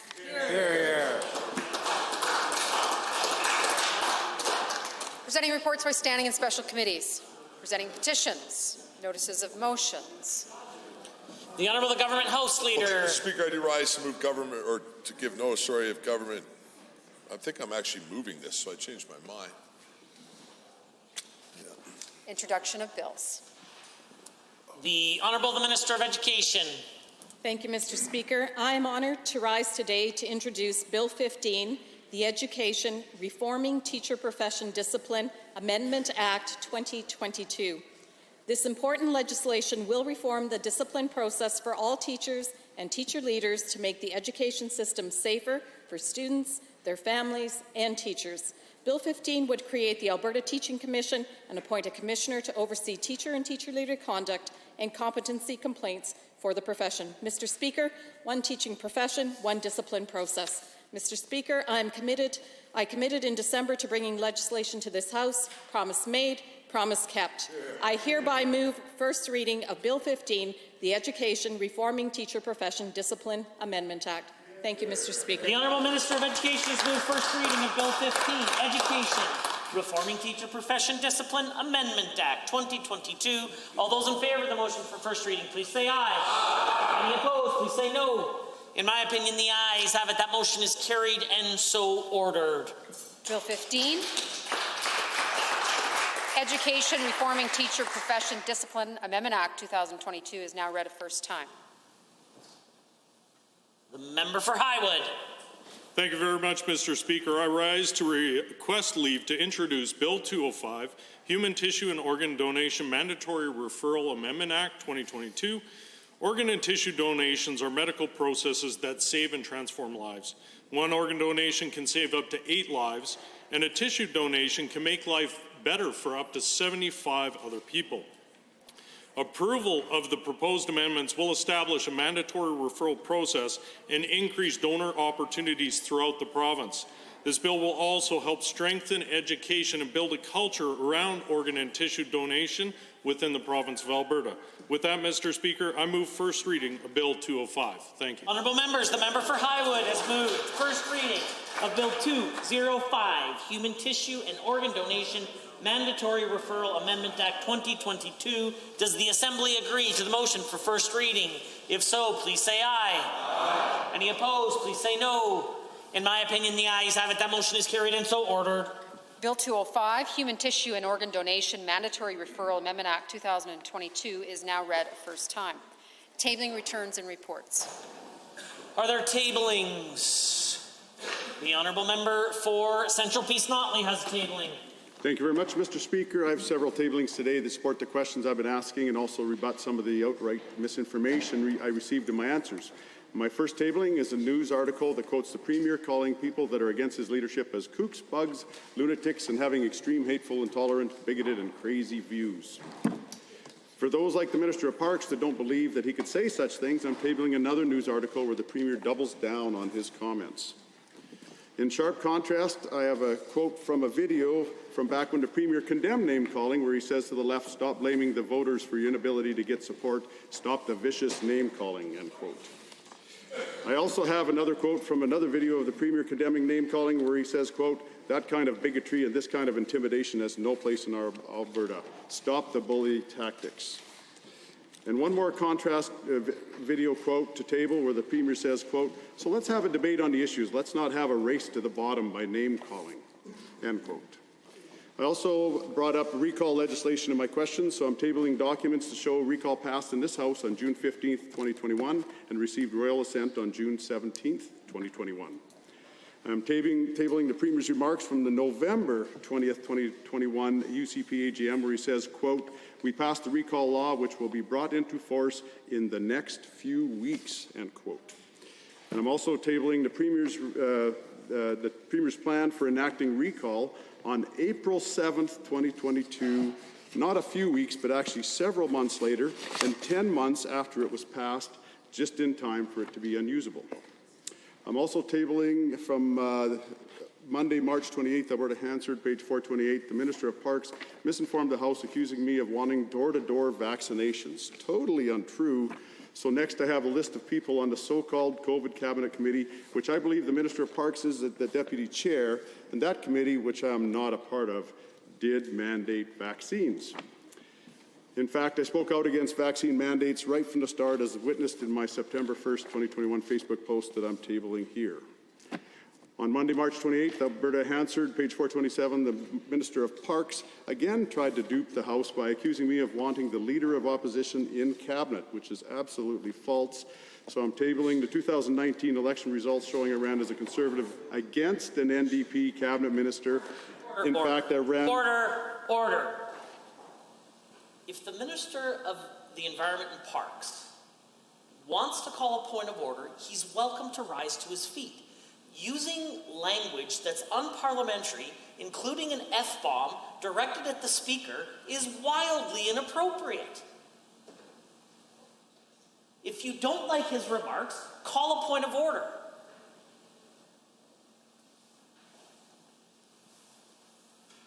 And this is my final one. A point of order is called. Mr. Speaker, it's, first of all, this is... It's a point of order, the Government House Leader. This is, first of all, tablings. Mr. Speaker, but I'll rise on 13 HI and J, Mr. Speaker. 23, sorry, HI and J, Mr. Speaker. As well as the long-standing practice of not calling people liars inside this chamber. That member just rose in this chamber and said the Minister of Environment and Parks was duping this House, Mr. Speaker. Just before that, while trying to speed through the orders of the day, I ignored it, accused me of misleading this House, Mr. Speaker, as well. You have many rulings on the table in regards to that, Mr. Speaker. That is completely inappropriate and certainly should not be how tablings is used, Mr. Speaker. And frankly, if that's how the members are going to continue to use it, I'll bring a standing order package back here right after the break to make sure you can't use tablings like that no more, Mr. Speaker. The member for Central Peace Notley. Well, Mr. Speaker, the terms I used was misinformed. I didn't say mislead the House, so the Honourable Minister is actually totally incorrect. And I didn't call anybody a liar. I didn't use the word liar at all. I am making my tablings here. I think I find it absolutely incredulous that the minister would threaten to take away this Parliament, or this House's opportunity to table documents in an attempt to save his own, I guess, credibility, because obviously what I'm bringing forward in these documents is the truth, and I believe that the Honourable Minister does not want to hear the truth is the problem. The Honourable Government House Leader. First of all, you used an F-bomb in the Assembly. Then you used the proper name. I appreciate that you're upset at the process, but he has the right to defend a point of order just like you called one. Then don't use a proper name. Don't use an F-bomb. It's easy. The Honourable Member from Central Peace Notley. The Minister is correct. I have made several comments with respect to using the word misled. While I can accept the use of the terminology around misinformation, specifically referring to a member of the Assembly as misleading the Assembly is a point of order. I have provided significant swath for members to say the government or the opposition has misled, but you cannot say that the member misled the Assembly. For that, you will apologize and withdraw. Thank you very much. I will apologize and withdraw those comments. The member for the government House Leader will apologize for using unparliamentary language inside the Assembly, as well as the use of proper names. Absolutely, Mr. Speaker. Apologize and withdraw. The member has one tabling remaining. So thank you very much, Mr. Speaker. Again, the last tabling here is the 2019 election results showing that I ran as a Conservative against an NDP cabinet minister. In fact, I ran as a Conservative against the NDP and the rest of the left-wing parties in the last 4 general elections. To be clear, there were many periods of time during your significant length of tabling where you kept the tablings to a sentence or two, which is the practice of the Assembly. The last tabling was too long. Are there other tablings? Honourable members, we are at points of order, and at 2:12, the member for Edmonton South rose on a point of order. Thank you, Mr. Speaker. I'll attempt to keep this brief. At approximately 2:12, I do not have the benefit of the blues, but the Honourable Government House Leader stated something to the effect of tried to violate the privacy of multiple members of this House. He made a similar claim in his response to the second supplemental question. Mr. Speaker, I think it is very clear in both the documents that have been tabled in this place by the Government House Leader, as well as my statements in the media, that that is untrue and that I have not attempted to violate the privacy of multiple members of this House. I believe that's an allegation under 23H, and also I imputing false or unavowed motives to another member, and I'd ask that pursuant to your guidance on March 22nd, in which you said that remarks which question a member's integrity, honesty, or character are not in order, and also that, according to Beauchesne's 494, that statements by members respecting themselves must be accepted, that you said that you would give additional guidance if this was to continue to be a problem. I ask for your additional guidance today. Thank you. The Honourable Government House Leader, the Deputy Whip, the Associate Minister of Mental Health. Mr. Speaker, I have to say that if anything, this is just a matter of debate. I mean, the member opposite has written an entire paper outlining his offence. Let me just say this, that, and just for the knowledge of the House and anybody who might be watching, the RCMP do not, A, randomly, or B, without cause, enter somebody's home, and especially on an elected member's home, if they do not have, I would say, more than reasonable belief that they will be laying charges. So, Mr. Speaker, if anything, this is just a matter of debate. Honourable members, are there others? I am prepared to rule. I believe that there is a number of issues here before the Assembly of which are a matter of debate, particularly around the difference between member or members. No one knows the facts on that, although we do accept members' words respecting themselves as fact. I would say that I did provide caution previously around this issue. I continue to provide caution with respect to making accusations against another member. I don't find this as a point of order, however. Matters that are potentially before the courts, of course, those are sensitive issues in which members should have their responsibility as members of the Assembly not to take that responsibility lightly. I consider this matter dealt with and concluded. We are at orders of the day, orders du jour. Government motions. Motion number 19. Honourable Mr. Nix. The Honourable the Government House Leader. Mr. Speaker, I rise to move Government Motion 19 as follows. Be it resolved that pursuant to Standing Order 4.1 and for the duration of the 2022 spring sitting of the third session of the 30th Legislature, the Assembly must sit on Tuesday, Wednesday, and Thursday mornings for consideration of government business, unless under notice of motions or at any time before the Assembly adjourns. On a sitting day, the Government House Leader advises the Assembly of the morning sittings that are no longer required. Honourable members, pursuant to Standing Order 4.1, this motion is not debatable. Having heard the motion as proposed by the Honourable the Government House Leader, does the Assembly agree to the motion? If so, please say aye. Aye. Any opposed, please say no. In my opinion, the ayes have it. That motion is carried and so ordered. Government Bills and Orders for third reading. Bill 6, Emblems of Alberta Amendment Act 2022. Honourable Mr. Orr. The Honourable the Minister of Culture. Thank you, Mr. Speaker. It is my honour to move third reading of Bill 6, the Emblems of Alberta Amendment Act. Mr. Speaker, Alberta has a distinct and a unique culture and heritage, one that we should all treasure. It is built into who we are as a people and as a province. It's as deep as our geology and in the very expressions of who we are as people. I'm often in awe of the beauty of the landscapes, the kindness of the people, the history that surrounds us, the vast geological ages even included there. Truly is unlike anywhere on Earth. And so, Mr. Speaker, I think it's important that we do our best to celebrate some of the uniquely Albertan items that are important to our culture and our history and the understanding of who we are as people. And we have an opportunity to do that today. So I am again asking all members of this House for their support of Bill 6, the Emblems of Alberta Amendment Act. This piece of legislation would enshrine Ammolite as the official gemstone of our province. Gem quality Ammolite is totally unique to Alberta.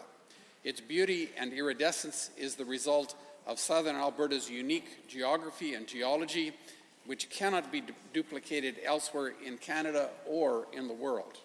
Furthermore, Mr. Speaker, Ammolite has been an important part of this landscape for millennia. Long before Alberta was a province, Plains First Nations have been collecting this gemstone, and the practice continues today in Blackfoot communities. Mr. Speaker, I would like to thank all members of this Assembly for the debate on Bill 6 up to this point. I encourage all members to once again support this legislation so we are able to officially recognize Ammolite as an emblem of this great province of Alberta. Thank you. Thank you, Honourable Minister. Are there any members wishing to join debate? I see the Honourable Member for Edmonton-McClung. Thank you very much, Mr. Speaker. I am pleased to stand this afternoon in recognition of Bill 6 and the important designation of Ammolite as the official gemstone of Alberta that's embodied in the bill. I appreciate the Minister's desire to create recognition of Ammolite as our official gemstone in an effort to perhaps create another tool that we can use to demonstrate to the world the benefits of coming to Alberta and visiting our wonderful province. I think local Albertans, residents will find their way to various different shops that might now decide to carry Ammolite jewelry and gemstones and purchase as a collection item, either as a tourist or just simply because it's their pride in the province, now that the designation under Bill 6, if the bill is passed, has been made. And it brings to mind, Mr. Speaker, one store in particular that might have been very, very proud to carry the Ammolite gemstone, a store that we're all familiar with as members of the legislature, which no longer exists, Mr. Speaker, because, of course, I'm speaking about the Alberta branded store that was in the federal building and carried items of Alberta branded artistry, let's say, creations made by Alberta artists that were sold very proudly in that store. It gave a place for Alberta artists to have their wares displayed and sold, and it was a great showcase for those artists. It gave them a great source of income and also managed to create a platform for them to spread their name and gain greater recognition on a wider stage. Unfortunately, that Alberta branded store, which would have been a great place to market Ammolite, is no longer there.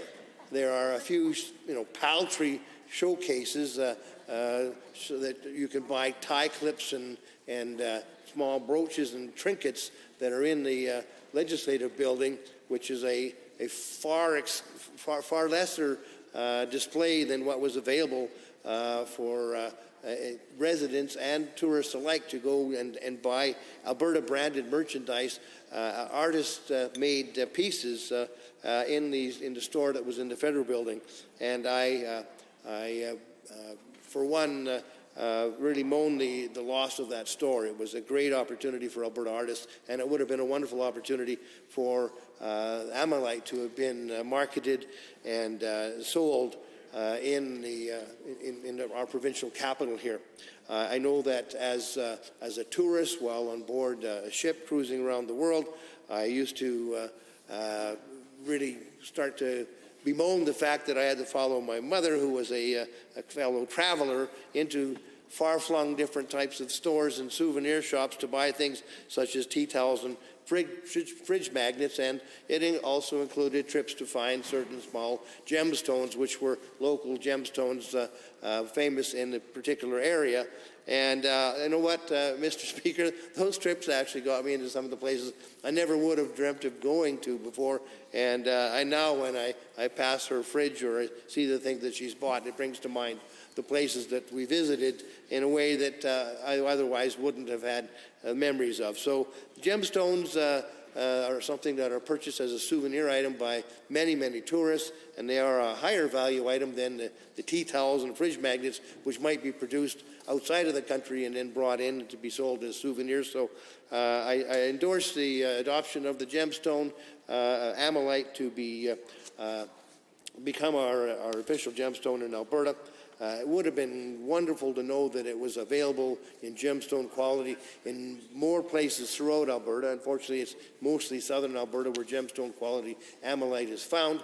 However, I certainly am proud to recognize the sacred nature of Ammonite in the lands of the Blackfoot people, and it's especially found along the St. Mary River in southern Alberta, and we'll herald it for that historical importance that it has for the Blackfoot people, and be proud to adopt it as our official gemstone in the province of Alberta, and look forward to having every tourist who comes to Alberta know that our gemstone is Ammonite, and it should be something that manufacturers in this province, and there are a few of them who make gemstone jewelry already out of Ammonite, should be willing to adopt, and I would expect to see many more pieces available throughout their local retail operations, if not through the local assembly's office, through the good offices of the Speaker perhaps, to include items made by Alberta artists made out of Ammonite, and hopefully they'll be found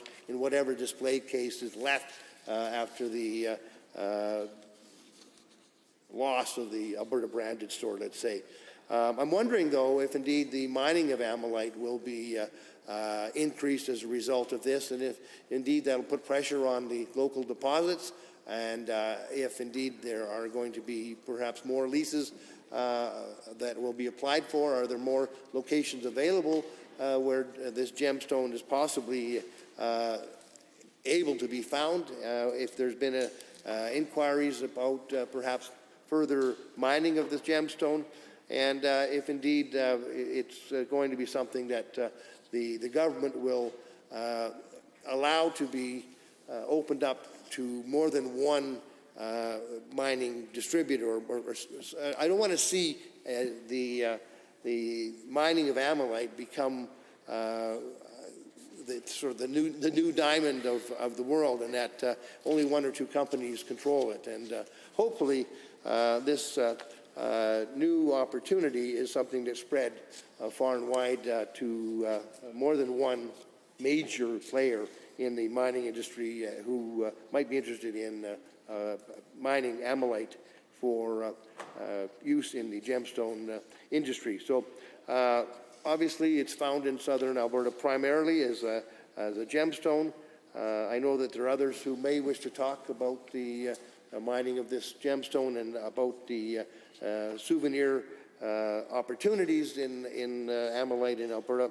And once again, we look forward to seeing the provincial government adopt ways of encouraging the marketing of Ammonite and maybe doing something to negate the loss of the stores such as Alberta Branded that we proudly had for many years in this federal building. And we used a lot as MLAs to promote Alberta products and artistry made by Albertans, and hopefully the Ammonite becomes something that is well known as a gemstone and a souvenir item that every Albertan and every tourist to this province wants to buy some of. So with that, I'll look forward to supporting this piece of legislation and allow some of my colleagues or other members across the way to make their own comments. Thank you, Honourable Member. Next, joining debate, I see the Honourable Member for Lac St. Anne Parkland. Yes, thank you, Mr. Speaker. And, for those following along at home, Bill 6, the Emblems Act of Alberta, this doesn't get much shorter. I think this is honestly the shortest law or act that's ever been passed, so I thank the Minister for that. And it simply reads, the gemstone known as amylite here be adopted as the official gemstone of Alberta. And I'm proudly wearing this on my chest, the amylite itself, and I have a bit of a story to share with the group. I'd heard about it before, but I never really saw it, any opportunities. And it was my very first debate, Mr. Speaker. So I was pretty nervous. I was going to be going up against a sitting member of the Legislative Assembly, an Ag and Forestry Minister, and a local councillor from Sturgeon. His name is Wayne Bokenfohr. He came up and he kind of saw that I was nervous at this, and he said, here. And he pinned this on my chest, and I'm not using a prop, so you're not getting it that way. He pinned this on my chest, and he says, you're going to represent us. This is the gemstone of Alberta. You're going to do Alberta proud and go up and do your best for us. That totally calmed down my nerves, and I haven't taken it off since. So I've worn it proudly in this assembly for the last 3 years. Some of my colleagues had noticed what I had as well, and we ended up sharing them around. So the fact that we brought this around full circle, kind of a neat thing. And Councillor Bokenfohr, he traveled over to Shanghai. He'd done a bunch of different presentations, and that was always his gift to dignitaries, was the Alberta gemstone, especially in the shape of Alberta. So hats off to a local guy that's doing that. In his mind, obviously, he's in southern Alberta. But it's something that we can share with pride, and many of my colleagues have it on their lapels. And I strongly encourage members from the opposition as well, now that it's the official gemstone. It's not just a pretty and blue. There are some orange shades for one of my colleagues from Rutherford that he might want to take. Him and I have an ongoing joke of what the better color shades are. But people in the province of Alberta show something truly patriotic, something that is really from our province that's unique. And again, it's been around for a long time and has a lot of value, and also can bridge some of those gaps that we might have on the political spectrum. So with that, I'll close my remarks. Thank you, Mr. Speaker, and I strongly encourage everyone to vote in favor. Thank you. Are there any members? I see the Honourable Member for Edmonton Meadows. Thank you, Mr. Speaker. It's my pleasure to rise in the House to speak to the Bill 6, Emblems of Alberta, and I'm very happy to support this bill that designate amylite as the official gemstone of Alberta. So we are proud to recognize the sacred nature of amylites in the lands of Blackfoot people, and especially along the St. Mary River of southern Alberta. It has a cultural relevance to the people of Blackfoot. The Blackfoot referred to amylite as Aniston, the buffalo calling stone, connects to cultural myth about stone being used to call buffalo and feed a starving community for the winter. It symbolizes wealth, abundance, good health, and stamina, and it's still collected for ceremonial purposes.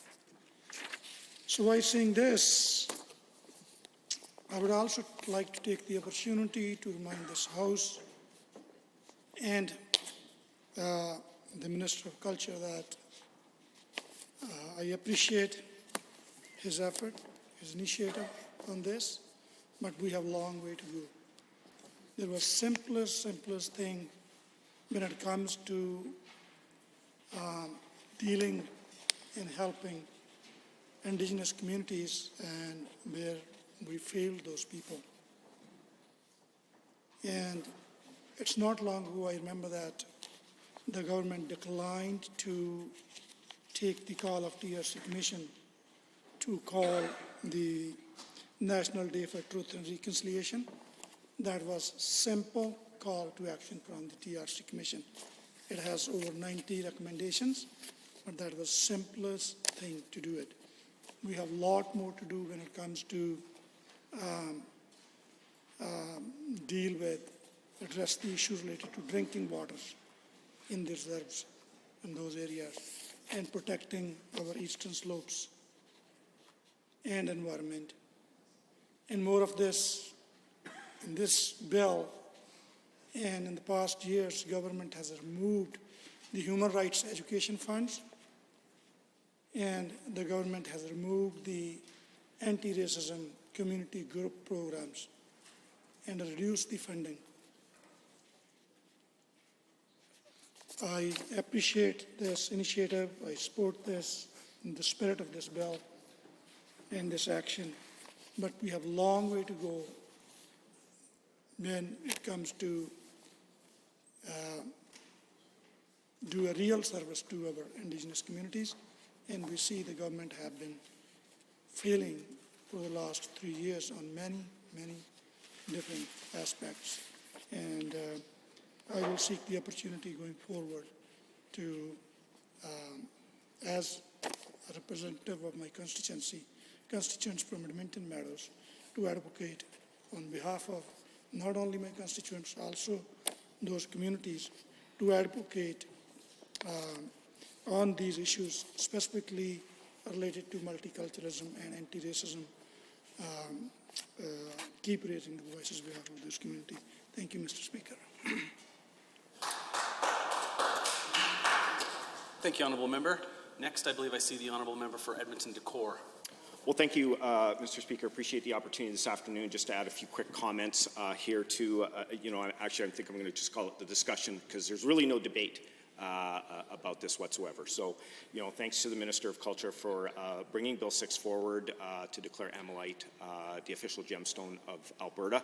I think I'll echo some of my comments that my friend from Edmonton Meadows said. I think the road to reconciliation is still quite long. There's a lot of work to be able to do to rebuild the relationship and the partnership with Indigenous peoples. So this is certainly a really, really good opportunity to show something. But like he said, I think there's more we could do. As we know, many of the provinces, the federal government also declared a statutory holiday around truth and reconciliation. So if I can take this opportunity, Mr. Speaker, to maybe even place more of than a bug in the ear of the Minister of Culture, there's another opportunity for him to be able to advocate within the government to really seriously consider revisiting that decision around creating the statutory holiday for truth and reconciliation. I think that is going to be a very, very meaningful offering that we could do. And again, we've seen all the other provinces, we've seen the federal government do this. Alberta needs to now step up and do the same thing. I did notice one comment from my friend from Edmonton McClung around the mining, possibly of ammonite. And so maybe the suggestion that I would put out there for the government that should something like this start to increase around that, we should definitely take the step of consulting with Indigenous peoples around any type of expansion of this gem. Certainly maybe could be some business opportunities there, but I would definitely want to see Indigenous peoples get those first opportunities to be able to do that. So I am definitely thrilled to be able to support this bill, and of course, for my friend from Lac-Saint-Anne Parkland, we can certainly have that discussion about which color perhaps would be more preferable.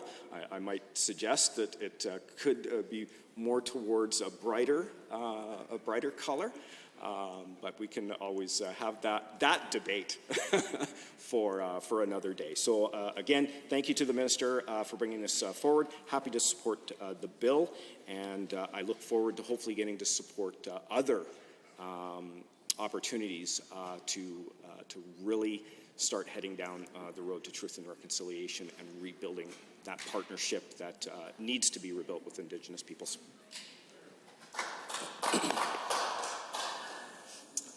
Thank you very much. Honourable members, next I believe I see the Honourable Member for Edmonton Whitemud has risen. Thank you, Mr. Speaker. It's a pleasure to rise at third reading of Bill 6, the Emblems of Alberta Act, the Amendment Act, and to have the opportunity to,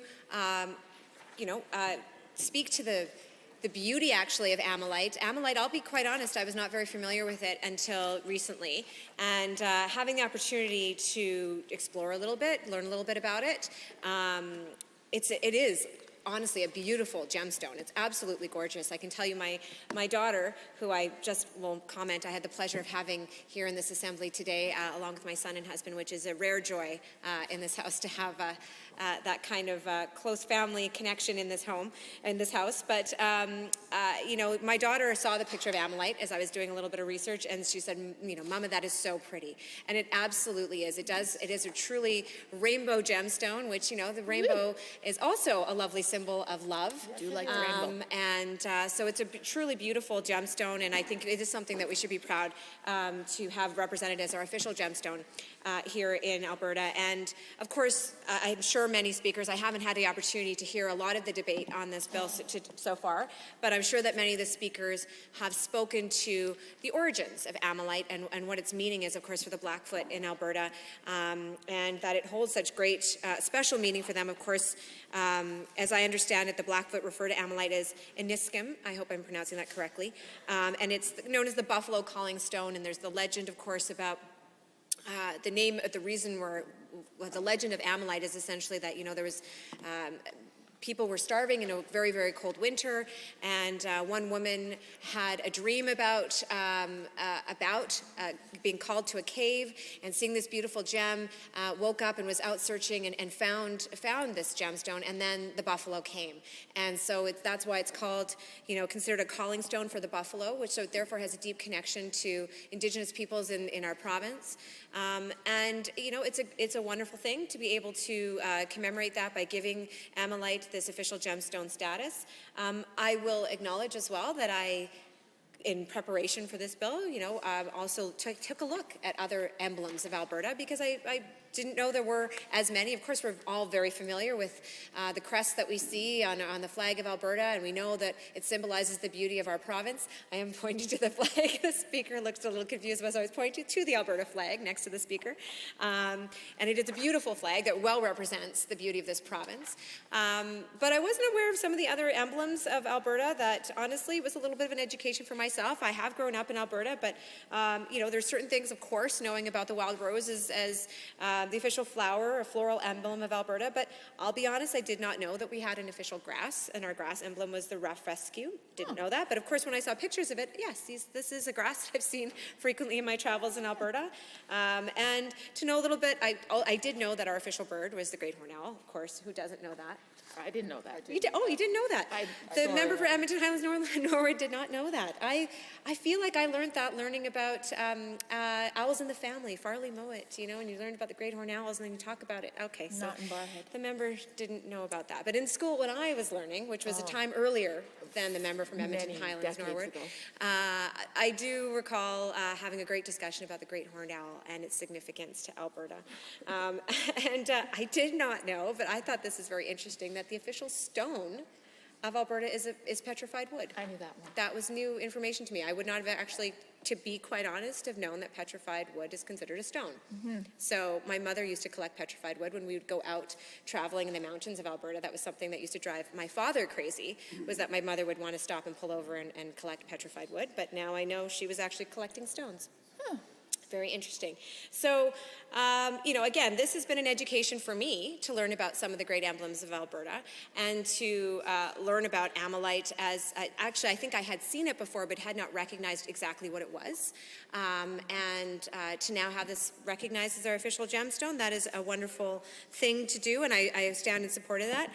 I do actually, I appreciate the comments from my colleague, the member from Edmonton McClung, who spoke about, opportunities to promote Amylite as as a symbol of Alberta and the things that we value here. And I as well share I miss that, the capital gifts that we used to have right here in the federal building, actually, close by, which really highlighted not only Alberta artists, but those things are unique to Alberta and are special to Alberta. And Ammonite would have, I'm certain perhaps they did sell Ammonite already. Oh, I guess I'll give way. And yeah, I just wanted to intervene on the fine member and mention too. I won't refer to his presence or absence, but perhaps I would be curious to actually hear from the minister as well on that, because what an opportunity we had with capital gifts to really highlight Alberta artists. And I know I actually stood with our critic for culture. After it was closed, we went and we visited some of the artists there, and many of them, that was a really critical source of income. So I really appreciate the member from Edmonton Whitemud, as well as the member from Edmonton McClung for raising that, because it was really a place that would highlight artists, and people would come to the federal building to check out that store. And so, like I said, I would hope the minister might even comment on that as well. So thank you for letting me intervene. Thank you to my colleague, the member from Edmonton Highlands Norwood, for that intervention. At the time that Capital Gift store closed, that was pre-pandemic. And of course, I recall that we did stand and speak out for Alberta artists and the lost opportunity and income, let's be quite honest, for many of these artists. But we had no idea what was even to come, right, in terms of the pandemic. And I can't think, there's many, many Albertans who have been hit hard by the pandemic, but artists in particular have lost a lot of opportunities to showcase their work, to perform work, and to sell their work. And I was very proud, and I actually recall going down to that Capital Gift store and really learning about some Alberta artists that I was not aware of before, and purchasing some items actually as well. And so I think it's a loss. I know it's probably not a big thing in the grand scheme of things, certainly for this government. It was just, I guess, business as usual. But it certainly did, when I think of the Ammonite, when I look at the jewelry that has been created by Ammonite, I can't think of a better place to showcase that than Capital Gifts. And so I hope those artists are finding other opportunities to showcase their work in a province that has become increasingly hostile towards supporting artists. So, I know that many of my colleagues have spoken about the history of Ammonite, the importance of emblems to unite people and also to showcase who we are as Albertans. As I mentioned, I think this is a particularly lovely gemstone. And I say this as somebody who once had a very unnatural obsession almost with gemstones when I was younger, because I always felt a little bit shortchanged by the fact that I was born in August and my official gemstone was the peridot, which was one that always seemed to be far, far lackluster compared to like a diamond or an emerald or a ruby that so many other months seem to get as their official gemstone. And I got stuck with peridot. No offense to people who love peridot. It's a really pale green stone that is quite disappointing. So I have to say, I wish sapphire. Ammonite was an option. It's probably because it's unique to Alberta. It's not, on that official gemstone list for the months of the year, but I don't know who I could actually advocate to change the official gemstone for August to be Ammonite instead of peridot. Sorry to peridot lovers. Okay, with that, Mr. Speaker, I'll close my comments on Bill 6. That was great. Thank you, Honourable Member. Are there any other members looking to join debate? I see the Honourable Member for St. Albert. Oh, thanks, Mr. Speaker.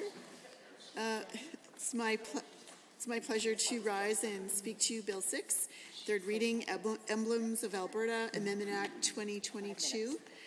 And, as my colleagues have covered a lot of ground, and I likely will repeat some of their very interesting facts, as this is a really skimpy piece of legislation. That doesn't mean it's not important. It certainly is.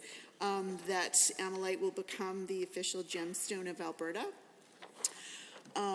We do know that it's actually a gemstone formed from an ancient marine fossil called ammonite. And I think when I spoke to this in second reading, I talked a little bit about the field of paleontology and why it's so important here in Alberta. Anyway, this fossil ammonite is actually found predominantly in southern Alberta. I talked a little bit about in second reading about it's actually found on the eastern slopes, and talked about how important it was that we protect the eastern slopes as much as possible. I know that the government hasn't done a great job doing that. It was really unfortunate that they chose not to support or, not to further the debate around the private members bill to protect the eastern slopes, Bill 214, which is unfortunate. They claim to do a lot of things, and to protect the eastern slopes was one of those things, but their actions actually don't back that up very often. Anyway, so, recognizing Ammonite, I think it is a great thing. I do appreciate the fact that that there was consultation with Indigenous communities. I think that's, if I'm going to give the government props, I'll give them props for doing that in this case. I don't give them a lot of props very often.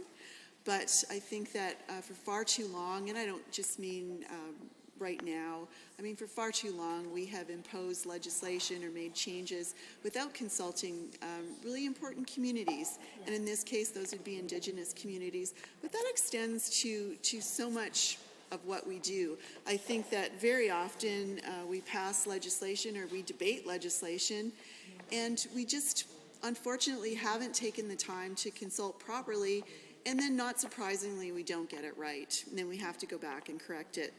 Happily, in this case, that doesn't seem to be the case. So as my colleagues have said, Ammonite, it's wonderful, it's very colorful, it's quite lovely. I actually was given a pin made of ammonite. It's in the shape of Alberta, the province, and it's actually quite pretty. It's got lots of different colors, and I'm sure we all own a piece of this lovely gemstone, which actually only officially became a gemstone, I think, in the 80s, if I'm not, 1981, actually. So, I'm not too sure. Oh, I will let my my colleague intervene. One of the things I really appreciated from my colleague from St. Albert when she spoke to this at second, I believe, she actually talked a lot about just her own family, her son who's in paleontology, and again, we've obviously spoken in support of this bill, and so I'll be cautious in how I frame this, but I just think it should really compel us as legislators to think about the message we're sending about our larger cultural industries. And she talked about brain drain, and she talked about young people in the arts and culture, in sciences, the list goes on, potentially leaving our province. And so, I hope, while this is an important bill that we are going to support, I hope that the minister responsible for culture really thinks about what other pieces of legislation he could be bringing forward, or what kind of advocating he could be doing as a minister of the Crown to very much support and strengthen arts and culture in this province moving forward, so that Albertans, young people, are choosing this place to live. Thank you very much. I actually wasn't going to bring up paleontology and my kid again, because I do that all the time, and I'm sure I bore the heck out of everyone. But of course, I will talk about that. And I think that when I hear the Minister of Advanced Education talk about, say, well, there's no such thing as brain drain, it's not happening, we're doing this, we're great.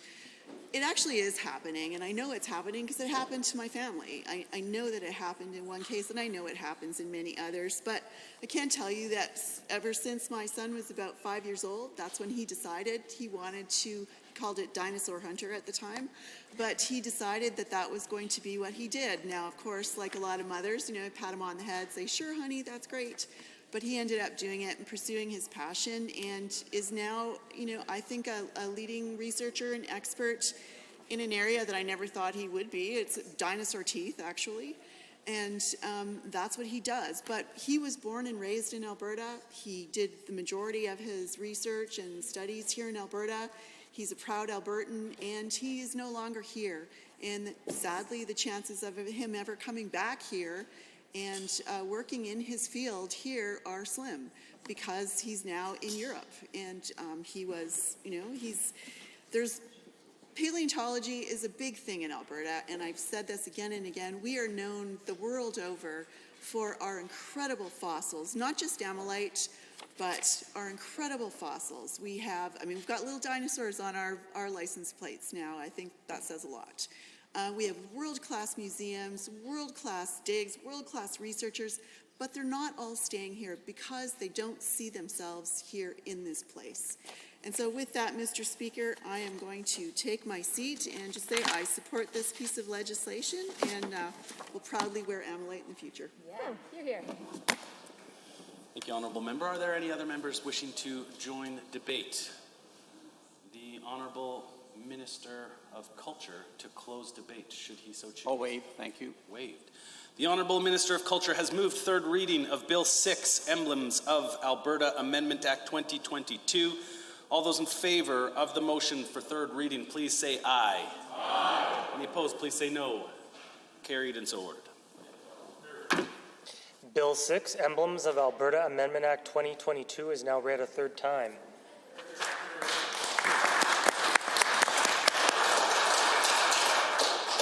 I see the Deputy Government Whip. Thank you, Mr. Speaker. Everybody's looking forward to a couple weeks back in their constituency, so I move that the Assembly be adjourned until 10 a.m. Tuesday, April 19th, 2022. Thank you very much. All those members in favour of the motion as moved by the Honourable Deputy Government Whip. All those in favour, please say aye. Aye. Any opposed, please say no. That is carried. We are adjourned until April 19th at 10 a.m.